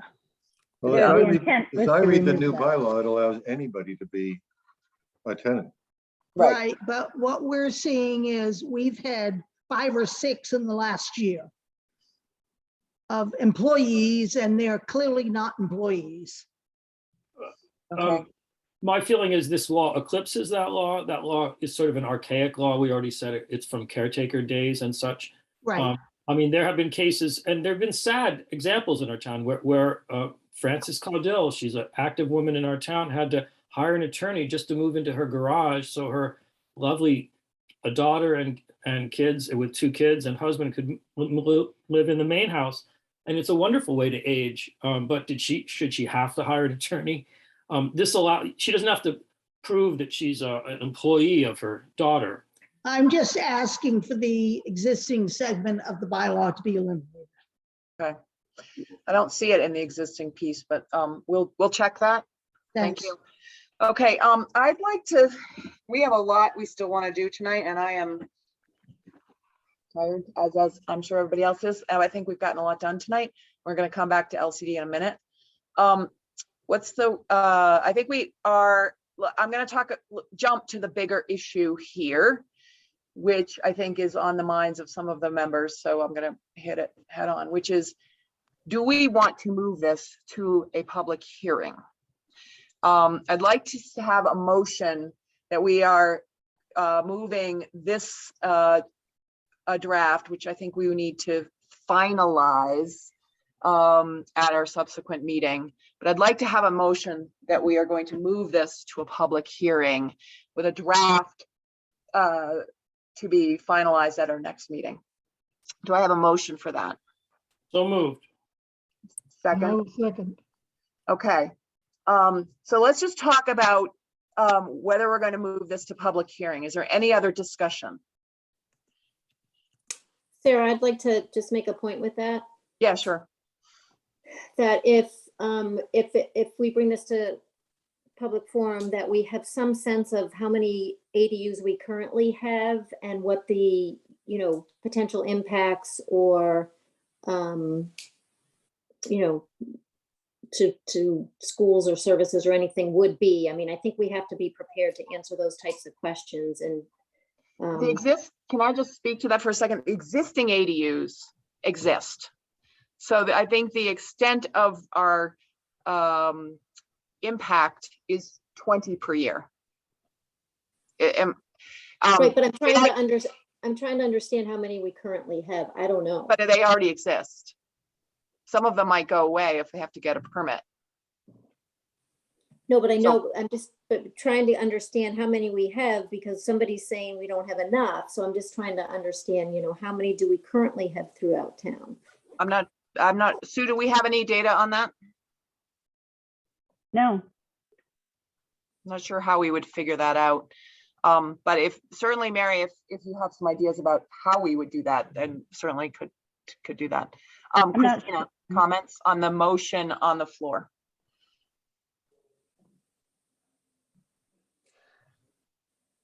I just wanted a point of clarification. Does an ADU add to our housing stock? Or is it incorporated under the current address? So say we have 5,000 units right now and our 40, our 40B numbers are 5,000. If we get 20 every year, do we need to catch up now with another affordable unit for our housing stock, or does this stay at 5,000? That's a good question. I'm looking it up. Keep going. Okay, And so another reference point, I live on a dead end street of 9 homes. So within the last year, I know you're saying that this isn't going to be overwhelming, but there have been 3 on my street alone. So there's my data point. I am concerned. I think people are being a little naive, in my opinion, of how this developers, families, whoever will take advantage of this, regardless of the reason. I think there'll be several reasons, but I do think it will be taken advantage of widely. So I'd like to know, Christina, how they got approved. Were the lots twice as big as, One is not approved. One is a caregiver unit, and the other was through the ZBA. so is that one, the one that got approved by the ZBA, was the lot a double lot? It was. Oh, well, okay. I know this is, so I'm going to speak to one concern I have. I know we're very concerned about affordability of homes in town. And if homes become, have an ADU, we could potentially be driving up actual property transfer costs. But nonetheless, we also, the flip side of that is we are adding housing that is that missing middle. So just, there's always 2 sides to everything. Okay, on the motion on the floor, which is to move this forward with a draft to be still hammered out but to move it forward to a public hearing. Sarah, do you have a comment on that? I just would say with respect to the ADUs, the one on Lincoln Street that was approved crossed all the Ts and dotted the Is. And I think that we only have 2,300 units today. So 5,000 is overstating. It was just a number to use as an example. Okay. All right. I'll take a motion. I'll take a vote on the motion to move this forward to a public hearing. Chris, Yes, Ron, are you still here? I can't see your screen. Yes. Thank you. Laura, Yes. Mary, Yes. Christina, No. Gary, Absolutely. and I'll vote yes. Okay, we're gonna come back to this. We have a little bit more work to do on this, but I think we're getting close, not necessarily all in agreement, but I think the answer is that it is a housing unit, a year-round housing unit. I'm looking at the census definition. A housing unit is a house, an apartment, a group of homes, a single room occupied or intended for occupancy as separate living quarters. Separate living quarters are those in which the occupants do not live and eat with other persons in the structure, that have direct access from the outside of the building or through a common hall that's used or intended for use by the occupants, blah, blah, blah. okay, thank you. Okay, it's getting late, but I do want to come back to our LCD because that is important here. We have a proposal from, I'm just trying to get back to my camera here. A proposal from Mr. Glovsky The wonders of modern technology. Can you see a screen there? People can now see my screen. Okay, I'm gonna make this bigger. How do I do that? Can you see that, or do I need to make it bigger? That's it. A Okay, little bigger, Sarah, if you're, pardon if me? you could. Could you make it a little larger, if you don't mind? Yeah, let's see. It's easy to do. I may have to. Actually, don't worry about it. I'll pull it up on my screen. Okay, sorry. Thank you. So by deleting, so we have limiting to the areas west of Pine and east of school, laboratory establishments, scientific research for the light manufacturing, and deleting the remainder of 4.6. Height, we agreed on that. Height regulations, 5.5, residential districts is, I believe, is there any change, Mr. Glovsky? No change. Okay, adding limited commercial districts to 55 feet and allowing HVAC and other, including solar, up to an additional 15 feet. And by deleting 5.7.1, the provision of 500 feet, and substituting maximum, that we already talked about those others. I think that's what we talked about. I'd take a motion to move this to public hearing. So moved. Second, Second. okay, any other discussion? Hearing Sarah, none. I didn't go ahead. see, I just didn't get a chance to see. So all of the residential part was removed for the height. Yep, sorry. So we have two sections, residential and general districts is no change. And then we had a separate section for limited commercial district. Okay, Okay, thanks. Thank you. great. Thank you, Mr. Glovsky. I'll take a roll call vote. Let's see, Laura, Yes. Chris, Yes. Ron, Yes. Mary, Yes, Christina, Yes. Gary, Absolutely. Sarah, I vote yes. Thank you. Sharon, I will send you this language. I will also post it to SharePoint. Okay, thank you. I'm gonna, does anybody want to take one minute to stretch? Yeah. Okay. You fill a glass of water. Literally just turn off your camera for a minute, 1 minute, and stretch or stand up if you need to, while I figure out what we're doing next. Okay, I know what we're doing next. Okay. So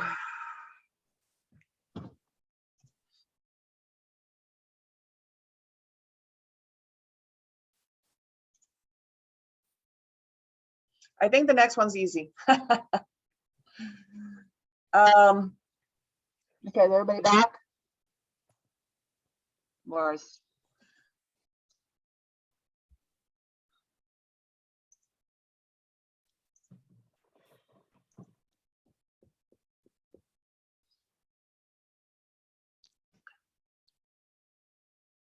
I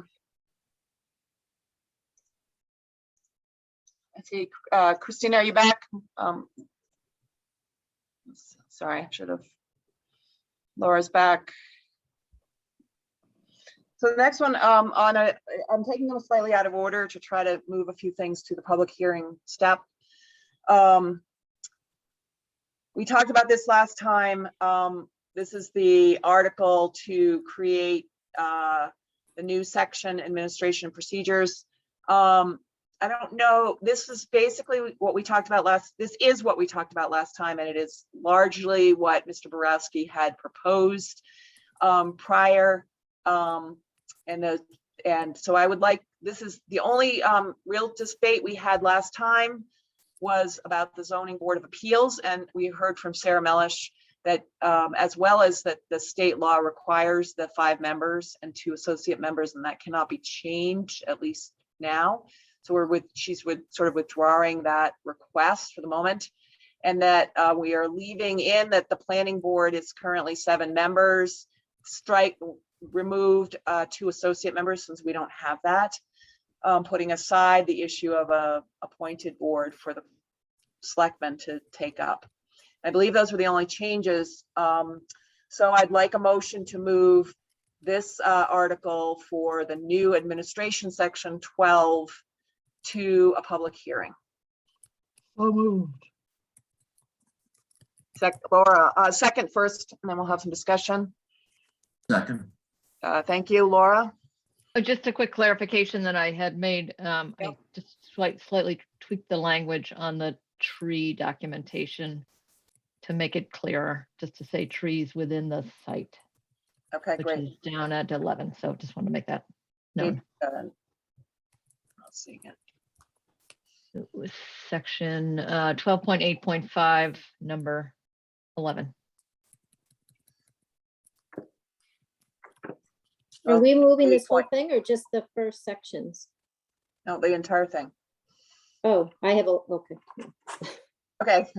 12.8.5 Yep, under keep the going Dover, right down there. It's Dover, is it? under Dover. Okay. Oh, right. We had said the diameter breast height on term, and then within the project site. I think that's That was just better language, I thought. okay. Any objections to that change? Okay. Let's see. I'm just gonna accept that replacement. Mary, go ahead. Thanks. Yeah, I have a few things. So under planning board, wondering why we're not consistent as with the zoning board of appeals. It says for 3-year terms, but we don't say it for planning board. Probably a good addition. Any objection to that? I'm sorry, I'm just making everybody sick here. Planning board 7 years, elected for 3-year terms.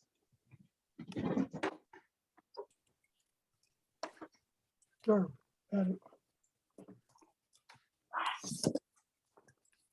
Okay.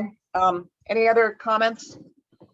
Again, Yeah, so then, oh. Yep, go ahead. Yeah, I have a few. So under 12.5.2 for special permits, we got rid of a lot of the language that is in our current 7.5.1, and I don't know why.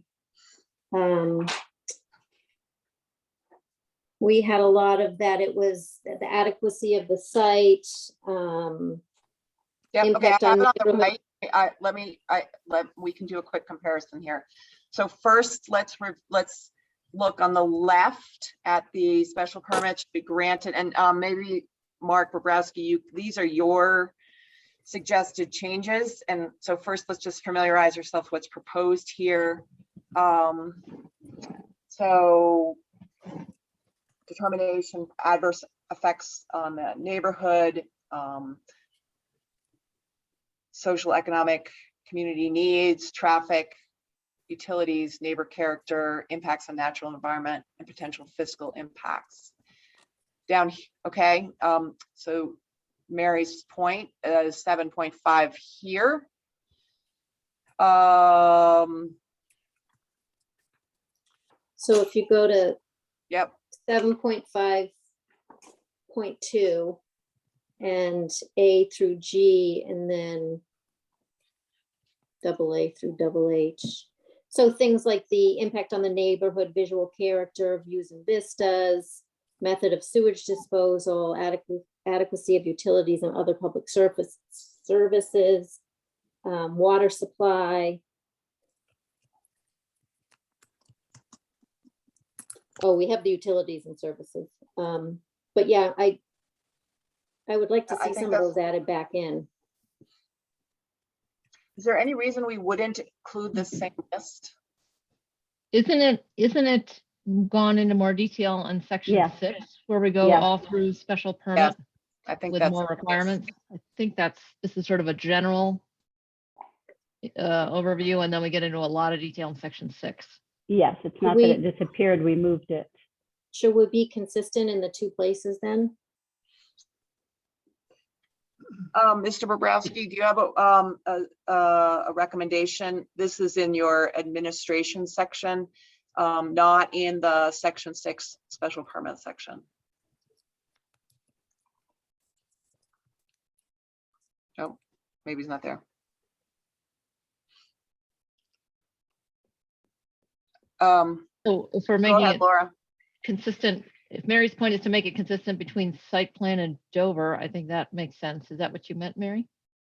Well, for all of them, for special permit, site plan and Dover. I mean, if we have it in multiple places, I guess we should probably just have it in one, but. I if we agree. have it There's in multiple some places- redundancy here. I found that in This one. section 6 too, with this special permit. Large projects, small projects, there'd be some redundancy and then some conflicts. So Can that I one's go the one back? maybe and- we consolidate to one. I'm sorry, I was muted. Can I answer the question? Sure. Muted. Section 6 Section 6 of the statute, I don't know where you've renumbered the nonconformities. 6 has remained for mostly of this part, that The portion. test for the special permit there is in the statute, and it says that you look to see whether or not the proposed alteration or change results in substantial detriment to the neighborhood. That's the test for alteration of a nonconformity. Now, implicit in that is that you would look to much the same kind of issue as you would under a generic application for a special permit for a new use, which is what you're looking at right now under section 12.5.2. But you don't generally mix and match. One is for new uses, the other one is for nonconformities. And the statute, that's the test for nonconformities. With regard to the criteria that are in section 12.5.2, I have to point out that they're in at least 80 towns now because I've written them into 80 towns, and I'm not getting any complaints. If you look at your existing language, many of these are redundant. Adequacy of the site, suitability of the site. What's the difference? Adequacy of sewage disposal, adequacy of utilities, impact on public and private water supplies. There's 3 redundancies there. So this broadens it out. I always tell towns, look, Legacy Place was permitted under these 6 criteria. I don't think we missed anything. So I highly recommend them. Okay, thank you. Again, so I want to talk about section 6 a little bit later tonight, and I know it's getting late, but there's some problems. So any other comments about moving this forward? Again, we can modify, this is our motion is to move it forward to a public hearing. I think in this case, as presented, but any other comments? All right, hearing none, I'll take a vote. Let's see, I'll start this time. Ron, this is a motion to move section 12 forward to a public hearing. Yes. Chris, Yes, Gary, Do you need that seconded also? But I'll say Yeah. yes. I believe it was seconded. Okay. Christine, Yes. Mary, Yes, Laura, Yes. and the chair votes yes. Okay, thank you. Again, Sharon, I'll get you this language. I'm going to pause for a second here and suggest that what I would like to do for us is print out a clean version of all of these things with line numbers. So we can, in our public hearing, easily review them. Line 23, we want to change. And then have a separate way to have it. I'm not sure exactly how we're going to do it, but I think I have a way with line numbers for the proposed, and then in a box, the existing bylaws. So for the public to be able to see all on one page. But I think if we have something on line numbers, and then I was going to propose is, even though it's a little paper spent, is that we have a PDF version, and that we all, so it's sort of in a time capsule for the public hearing when we get there. The public hearing is currently scheduled for February 28th, so we have a little time to format that. So that I'll do a draft, and maybe Laura, you're good with this. Maybe you and I can just work on that and put forward a draft. Okay, so thank you. We have 2 other that I had hoped to talk about tonight. It's getting late. One, both of them, the general requirements and non-conformity. I think we can take up non-conformity tonight, but that might I'd like Mr. Bobrowski's input on that. The general requirements are in section 6, and section 6 was substantially renumbered, although it was simply items were moved out of sex and deleted. But I think section 6 may be hard for the public to understand until the final bylaw comes back from the Attorney General, is my concern. The bylaw, the new bylaw that we approved in November is still not back from the Attorney General. And therefore, it will be hard for the public to read the bylaw, and section 6 is, remember, it has a lot moved out of it. So I'm going to suggest that we, for tonight anyway, pass over our discussion of the general requirements because of that confusion, potential confusion, and because the night is late. We may have more clarity on that. And if we get another month for a town meeting, we'll take it up then. We've moved four things, curb cuts, the 3 that we did tonight, forward to a public hearing. Sue, did you have a comment on this? Yeah, I just wanted to say, while we don't have the approval back from the Attorney General, we do have a full draft of it. Right. We do So I have think that full draft, so it doesn't have to be confusing. They just need to know that they're looking at the Right. new. But I think bylaw. we do need to put that full draft out to the public very soon, and we can do that. Yeah. So Chris, are you okay if we move general requirement at least off to another meeting? Take up, not, okay. Then I'm going to suggest 2 what might be easy things. And then we have a couple other things we want to talk about tonight. So Mr. Bobrowski had proposed the adult entertainment regulations. Are we prepared to just move those forward? The issue is that we don't have any requirements, or do people want to help me out with that one? I worry that the people will get stuck on, oh gosh, are we allowing adult entertainment? I'm not seeing it in the list even. Thoughts on that? Well, I mean, Mark will tell you it's by state law that we have to have a designated spot for this. It's, you know, constitutionally dictated, and we went through this. Right. And we moved it up to the limited commercial district, and I think that's where we stuck it. And I don't know what else. I mean, I think that was the most benign thing we could do with this. Right. I think you're right that the public doesn't really understand this, and they think that we're all perverts. But but the reality is that if somebody were to propose an adult business for Manchester and it has no regulation, then retail is retail adult too. Motion picture is motion picture adult too. So you're really much more exposed, pardon the pun, that because you don't have something. So okay, I urge you to do something. So I'll take a motion to move the adult entertainment to a public hearing. I'll move it. Second.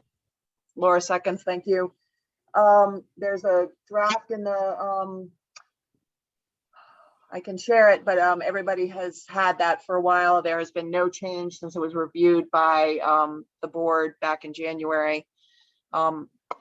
In the interest of time, I'd like to suggest that we move ahead with that tonight and people can review it further. Any objections? Okay, I'll take a motion. Chris? Yes. Ron? Yes. Laura? Yes. Mary? Yes. Christina? Yes. Gary? Yes. Okay, excellent, thank you.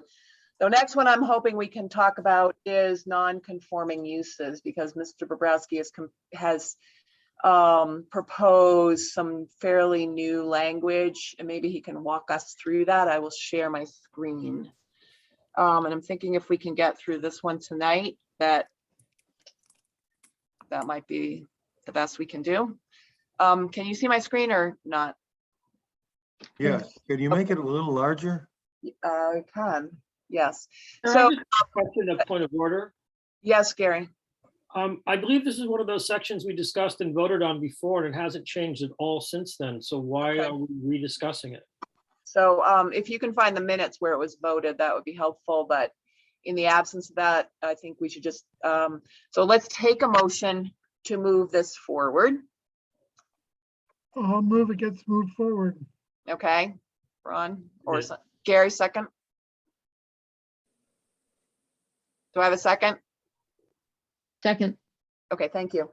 Mr. Borowski, can you just, I was not here on the board when this was brought forward, so if you can just quickly walk us through the issues that this, and just to clarify, is existing now in 6.1.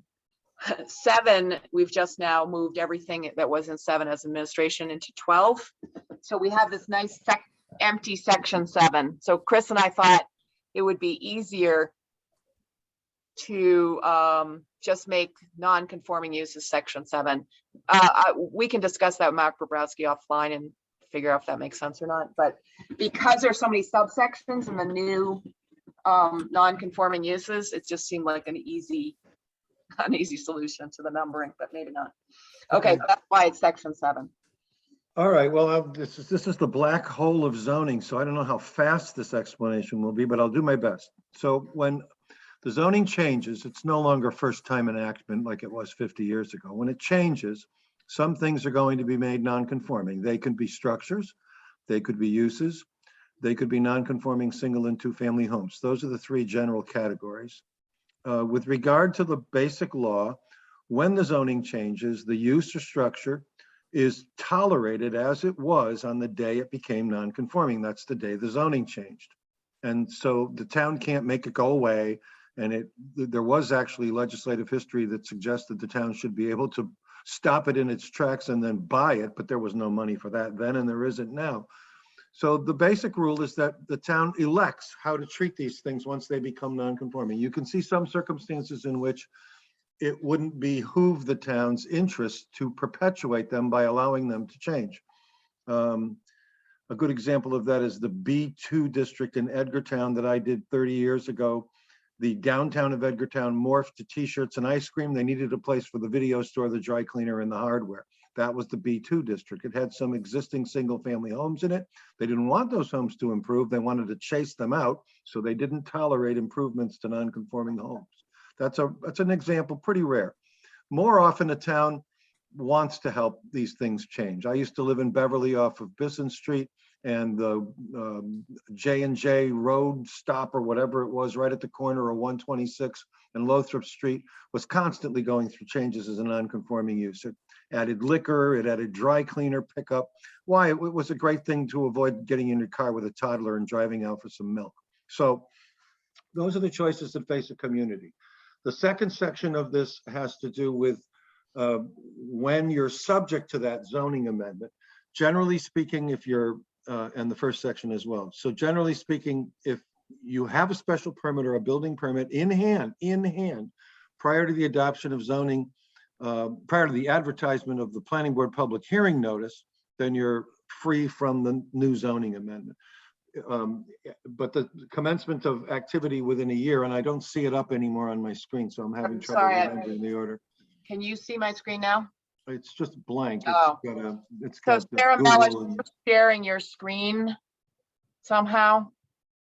I can go to my. No, I want to just use the one we have up. I'm sorry. Sarah, are you? Hold on. Sarah? I'm sharing my screen. Hold on. Sarah, you Sarah's sharing your hijacking our screen. Okay, meeting. there we go. Okay, I still need to see it. Yep. It's not up yet. Okay, is that better? Yeah, that's it. You got it. Okay, thank you. So the Okay. first section is, sorry, the first section just defines what is, so the following types of changes are considered by the ZBA. Yeah, well, then the section above that, if you could scroll back up, that's right out of the statute, commencement or construction of operation. So that should say 12 months. Yes. So Okay. that's in the statute, and it says that if you do beat the zoning change by having it in hand, if you don't start within a year, you're stuck with the new zoning. Very few people know that, but that's right in the statute. The next section is non-conforming uses. So this is a non-conforming use is something which does not comply with zoning, but was lawfully underway when the amendment occurred. You have to list the permissible change types. So you list two. Change or substantial extension is right out of the statutory language. Change from one non-conforming use to another less detrimental is not. It's an option. You chose it. When a special permit is granted, no use variance shall be required. This would allow you to take some horrific use that you're not going to be able to get rid of otherwise and allow the proponent to convert it into something better. There's no specificity as to what it might be better. As long as it's better, it's good enough. And if you're determined to allow that to go forward, then you may. A good example is in Norwood, where I also wrote the same exact provision. We had a non-conforming building from 1885 next to the hospital in the downtown. 6 apartments, 6 storage units. The structure was non-conforming as well, but the storage units were non-conforming use. The proponent wanted to basically knock the building down and replace it with 12 multi-family units, apartment units, flats for sale. And that was a non-conforming use too. Well, what would you rather have? An 1885 building that looks like junk and cannot be brought up to speed for wiring and fire safety and everything else, or a brand new building with 12 market rate flats in it? And the flats are there today if you want to go look at it. So that's a choice that the municipality has to make. You have to be careful. You don't want to, do something drastic here, but if it's better than what was there, that's good.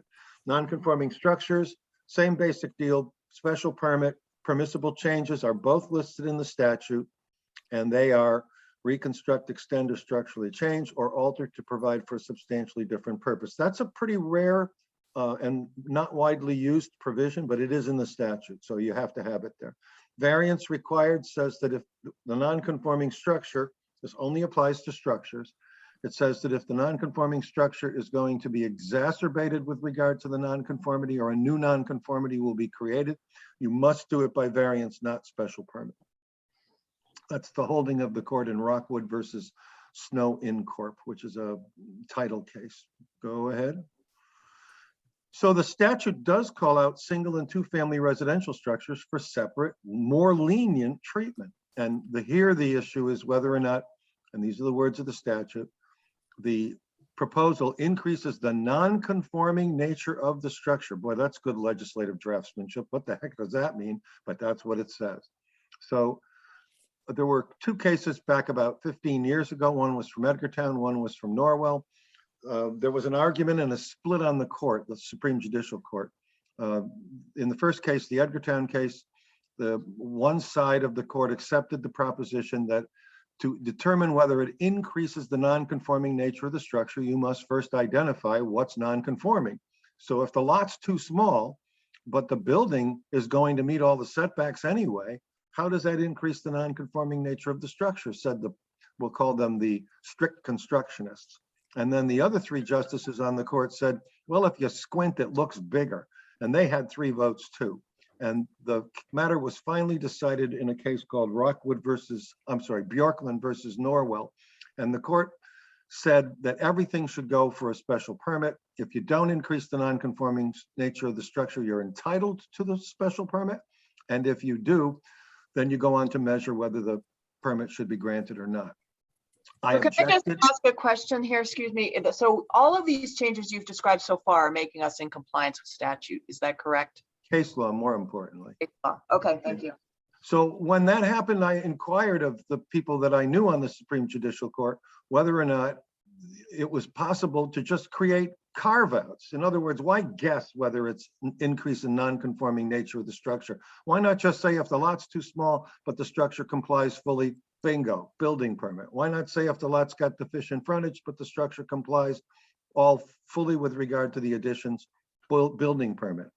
Bingo. Why not say that if the structure is in the left side yard and you want to put an addition in the right side yard, but it complies fully, bingo. So both camps within the Supreme Judicial Court agreed that was a perfectly valid solution to the problem. And I've been doing it ever since now for about 20 years. If you go back up, scroll just Okay, back can up I a just little ask a tiny bit. question? So this is a pretty big change for us, but it is in compliance, and just to clarify, it's in compliance with case law, and our And current is not in compliance with case law. I think your current more or less runs everybody who wants to change a single or a two-family home through an unnecessary gamut of regulation. Okay. And the other qualifier here is that you can't increase the floor area by 100%. And that's an arbitrary number that we picked. That we could discuss. You can discuss. Okay. So if you go down now beyond the I'm gonna carve out, highlight that. go right ahead. If you go Okay. down now below, okay, so abandonment or non-use. This is a different topic. If the structure's been abandoned, which rarely occurs, or not used for a period of 3 years, that should be 2 years. I think we made a mistake when we did this. It's still 2 years. I'm looking for that. Go up 1 line. 2 lines. There you go. The statute says it loses its protected status, and we added everything after provided, however. By special permit, you can bring it back. And that's because in a lot of cases, the insurance takes a while to settle, and there are other delays generally in the process. And then the last section here, 7.7 of any importance, is a tear down provision, if you will. So if you're going to, if you want to rebuild your structure, and that should include a single family structure, not other than, then you basically go through this process of special permit. Okay. Great, thank you. That's very helpful. So we have a motion on the table to move this forward. Do we have any other discussion? Yeah, Here- I have a couple questions. Go ahead. So with, in particular, the single and two family non-conforming, that was, I think within the last 2 or 3, it must be 3 years, 3 years, 4 years, was brought to town meeting and it was voted down. So can you walk through, obviously there's concerns with it, so it wasn't voted through. I mean, what's the unintended consequences with something like that? Well, I don't know what was voted down, so Gary could probably explain what was voted down better than me. Okay, So let's Sue, not worry. the vote, Can I make a suggestion that we stick to maybe the change at hand, and maybe can I rephrase your question, Mary, to say what happens if we don't adopt this? What is our vulnerability? Well, the default position would be the one announced by the court. So that would mean that anytime somebody with a single or a two-family home wanted to change it, and it was already obviously non-conforming, they would have to make an application for a special permit, no matter how minor the change. And the first step of the evening, when the special permit hearing opens, would be for the ZBA to ask whether or not the proposed change does in fact increase the non-conforming nature of the structure, which, you know, is pretty much in the eye of the beholder. My 1, 2, 3 there objectifies this issue rather than leaves it subjectively to the members of the ZBA. I didn't think that 3 members of the Supreme Judicial Court were being very appropriate when they said squint, and if it looks bigger, then you need a hearing. So this would subject it, if this was defeated, it would all go for a 2-part test. 1, does it increase the non-conforming nature of the structure? 2, if it does, if it doesn't, let me say that first. If it doesn't, then you're entitled to the special permit, which is silly because nobody's entitled to a special permit. And if it does increase the non-conforming nature of the structure, then you go through the hearing process and you show the before and after, and you make your case that it's still good to go, even though it slightly increases the non-conforming nature of the structure. So it's a can I long ask night them, for everybody. can I ask, Mary, before you have one more question, go ahead. well, he just mentioned subjective, so thank you for that explanation. That was good. Because then when you go to 7.2 and 7.3, those are subjective, like that it's not more detrimental to the neighborhood. So how is that different? That's the statute speaking to you right there. That's not language we wrote. That's the statute speaking to you. But would you agree that that opens it up to subjective? Yeah, in fact, I had that argument once with the Attorney General's office when they said building inspectors don't make subjective decisions. I quoted exactly those provisions to the AG's office and they agreed with me. So can we clarify it further for our town? I don't know that I would go interpreting the statute like that. So under change or substantial extension of the use, the change to non-conforming uses that you see at the top of the share screen, there's 70 cases that talk about whether it is a change. And if you look at my book in chapter 6, it's all a chart. And you can run your finger down the chart. You can find a change like the one that's being proposed, and you can say, it's just like that, or it's not like that. That's the way you determine whether there is a change or a substantial extension of the use. There's, let me see, it's 2022. There's 8 decades of cases. Okay. So I think the answer is Mary, we can't change it, unfortunately. Sarah, I'm going to allow Sarah Mellish, and I want to bring this to a vote. Sarah Mellish is our zoning board of appeals chair. So go ahead, Sarah. We've had 2 cases within the past 12 months, and they are with respect to an existing non-conforming use and a change to a new non-conforming use. And town council has indicated that we don't have the authorization to issue a variance with regard to a new non-conforming use. So if you change this to be a non-conforming use, which is less detrimental to the existing use, you're making a substantial change to the bylaw. Are you talking, Sarah, specifically about 7.2.1.2? Right here. This Yeah. is the, Is that what you're talking about, Sarah? Right, so we're looking at the section that says we don't have the authority to issue a variance with respect to a use that's not authorized within the district. And we have had 2 cases come before us where the determination has been made that they're not changing an existing use, but they're applying for a new non-conforming use, and we don't have the right to issue a variance. Yeah, I think without having what 7.2.1.2 says today, they're right. You wouldn't be able to do it by special permit. It would require a variance. And the reason I write this provision is to avoid the variance. I'm not trying to hide that. Because if that stinking building in Norwood, 1885 vintage, has to stay up another 2 years because it needs a variance, it's never going to get it. And even if it got it, a neighbor would sue. And it's just a waste of everybody's time. So this allows it by special permit, and the building is beautiful. And I will say, we've had 80 comments from neighbors in adverse of the projects. Well, then the answer is no, right?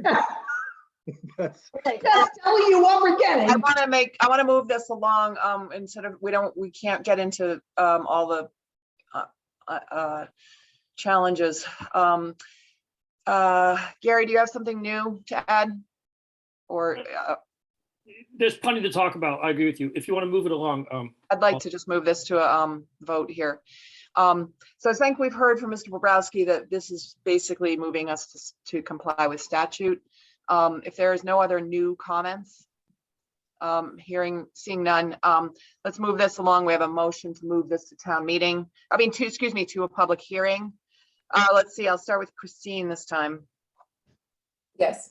Mary? Yes. Gary? Absolutely. Laura? Yes. Chris? Yes. Ron? Yes. And I'll vote yes. Okay, thank you. Sure. So I'm going to suggest that we've done a lot tonight. And we have our next meeting is currently for zoning is currently on that. We put it on the calendar for Monday, the 7th. I'm going to suggest, and this is without looking at my own calendar, but that we move it to Tuesday, the 8th, because we will know if the we will know, I hope, on the 7th, if April town meeting is going to happen. And if it is not going to happen, then we can take that week off and rejigger our calendar and take up a few more of these things, but take that week off. So does that make sense to people to meet on February 8th, a Tuesday, if needed? If town meeting is going ahead with April 4th, I think we're going to need to meet again. And we're going to have to write 2 versions of a public notice.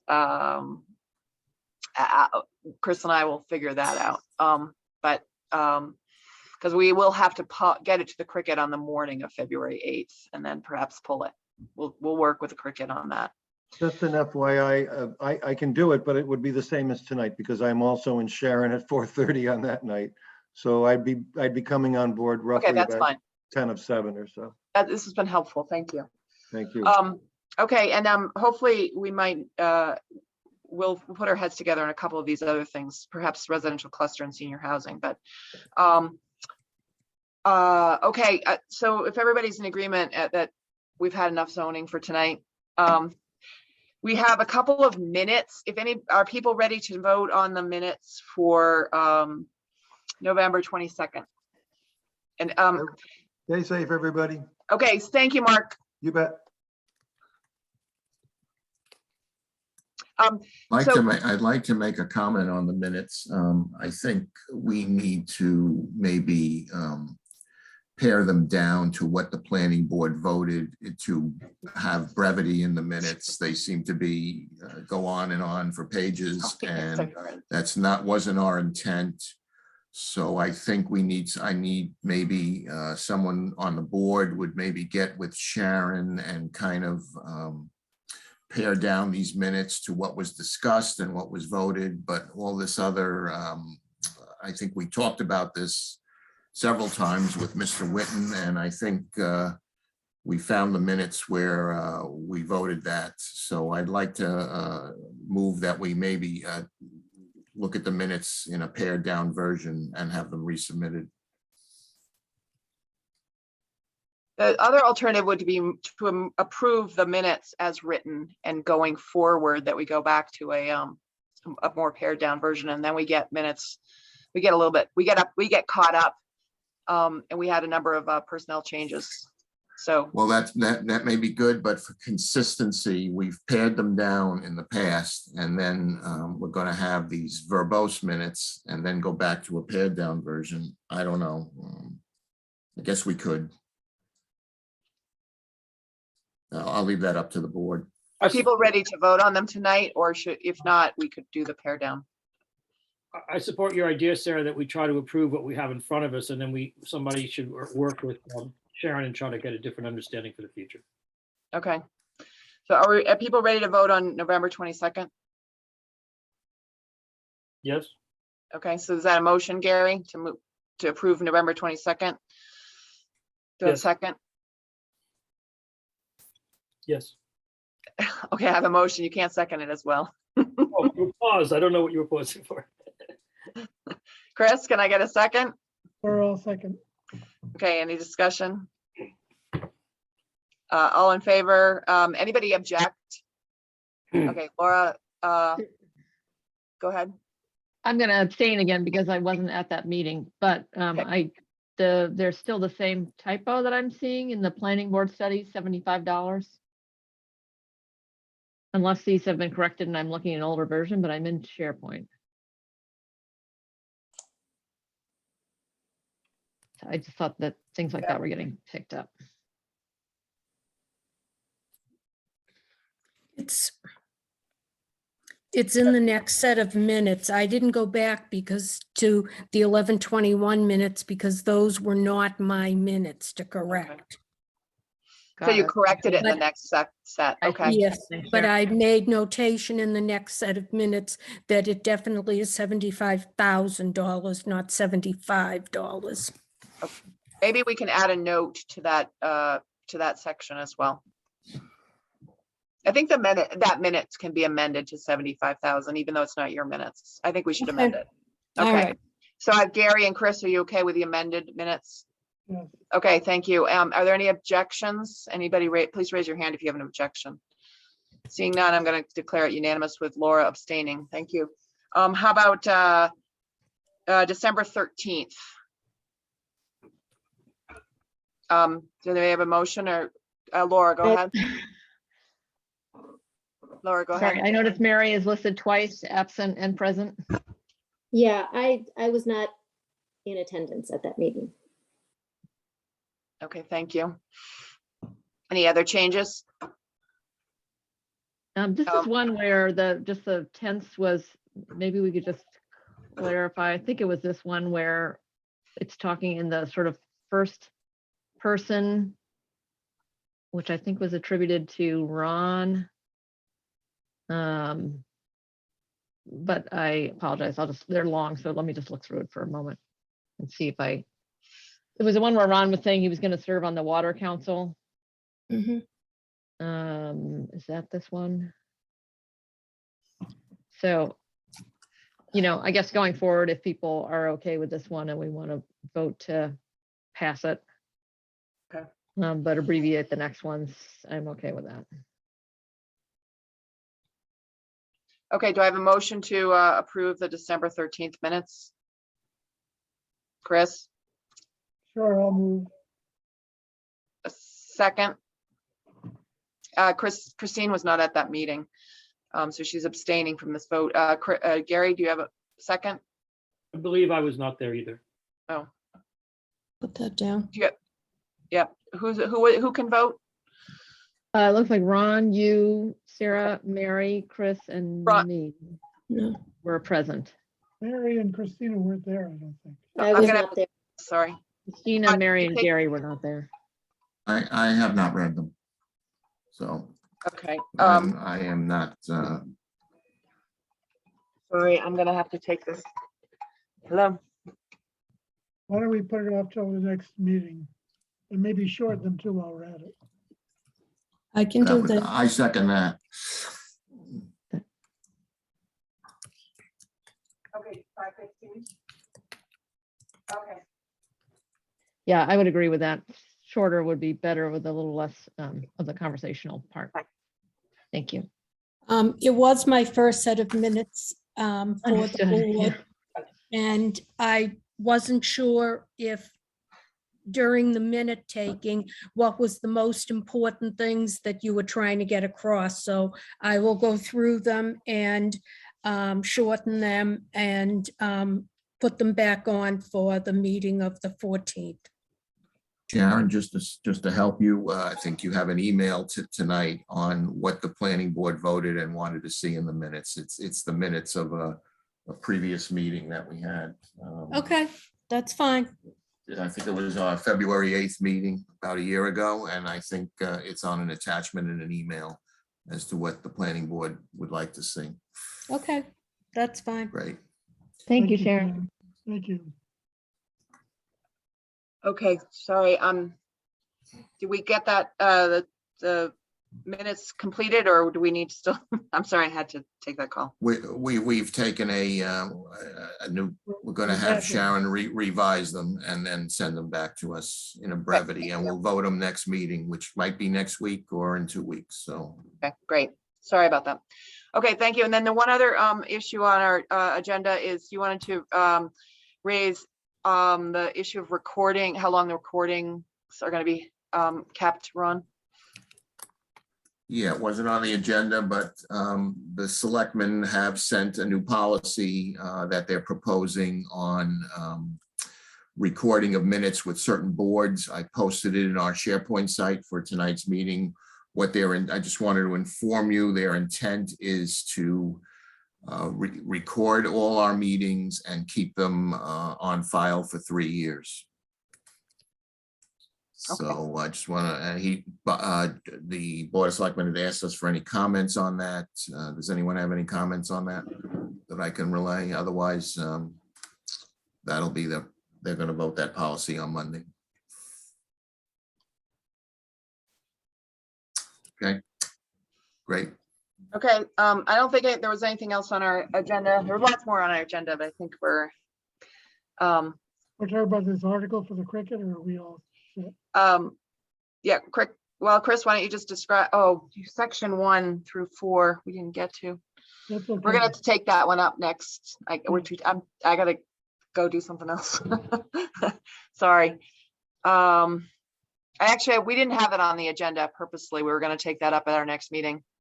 So can I just, on that one, section 1 through 4, Chris will go through his email when we have the public meeting so that everybody, so it's in the public record. But I think he did a good job of clarifying section 1 through 4. I think what we'll do is run it by Mark Bobrowski in advance of the meeting so that he can weigh in on it. Because he will do that. And then if we meet on the 8th, we will be taking that one up as probably our top priority. Have we officially moved the meeting to the 8th? Yes, we have. And then Chris has volunteered to write an article for the cricket. So thank you for being willing to do that, Chris. Somebody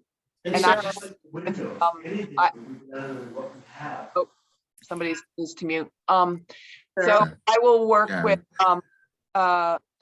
with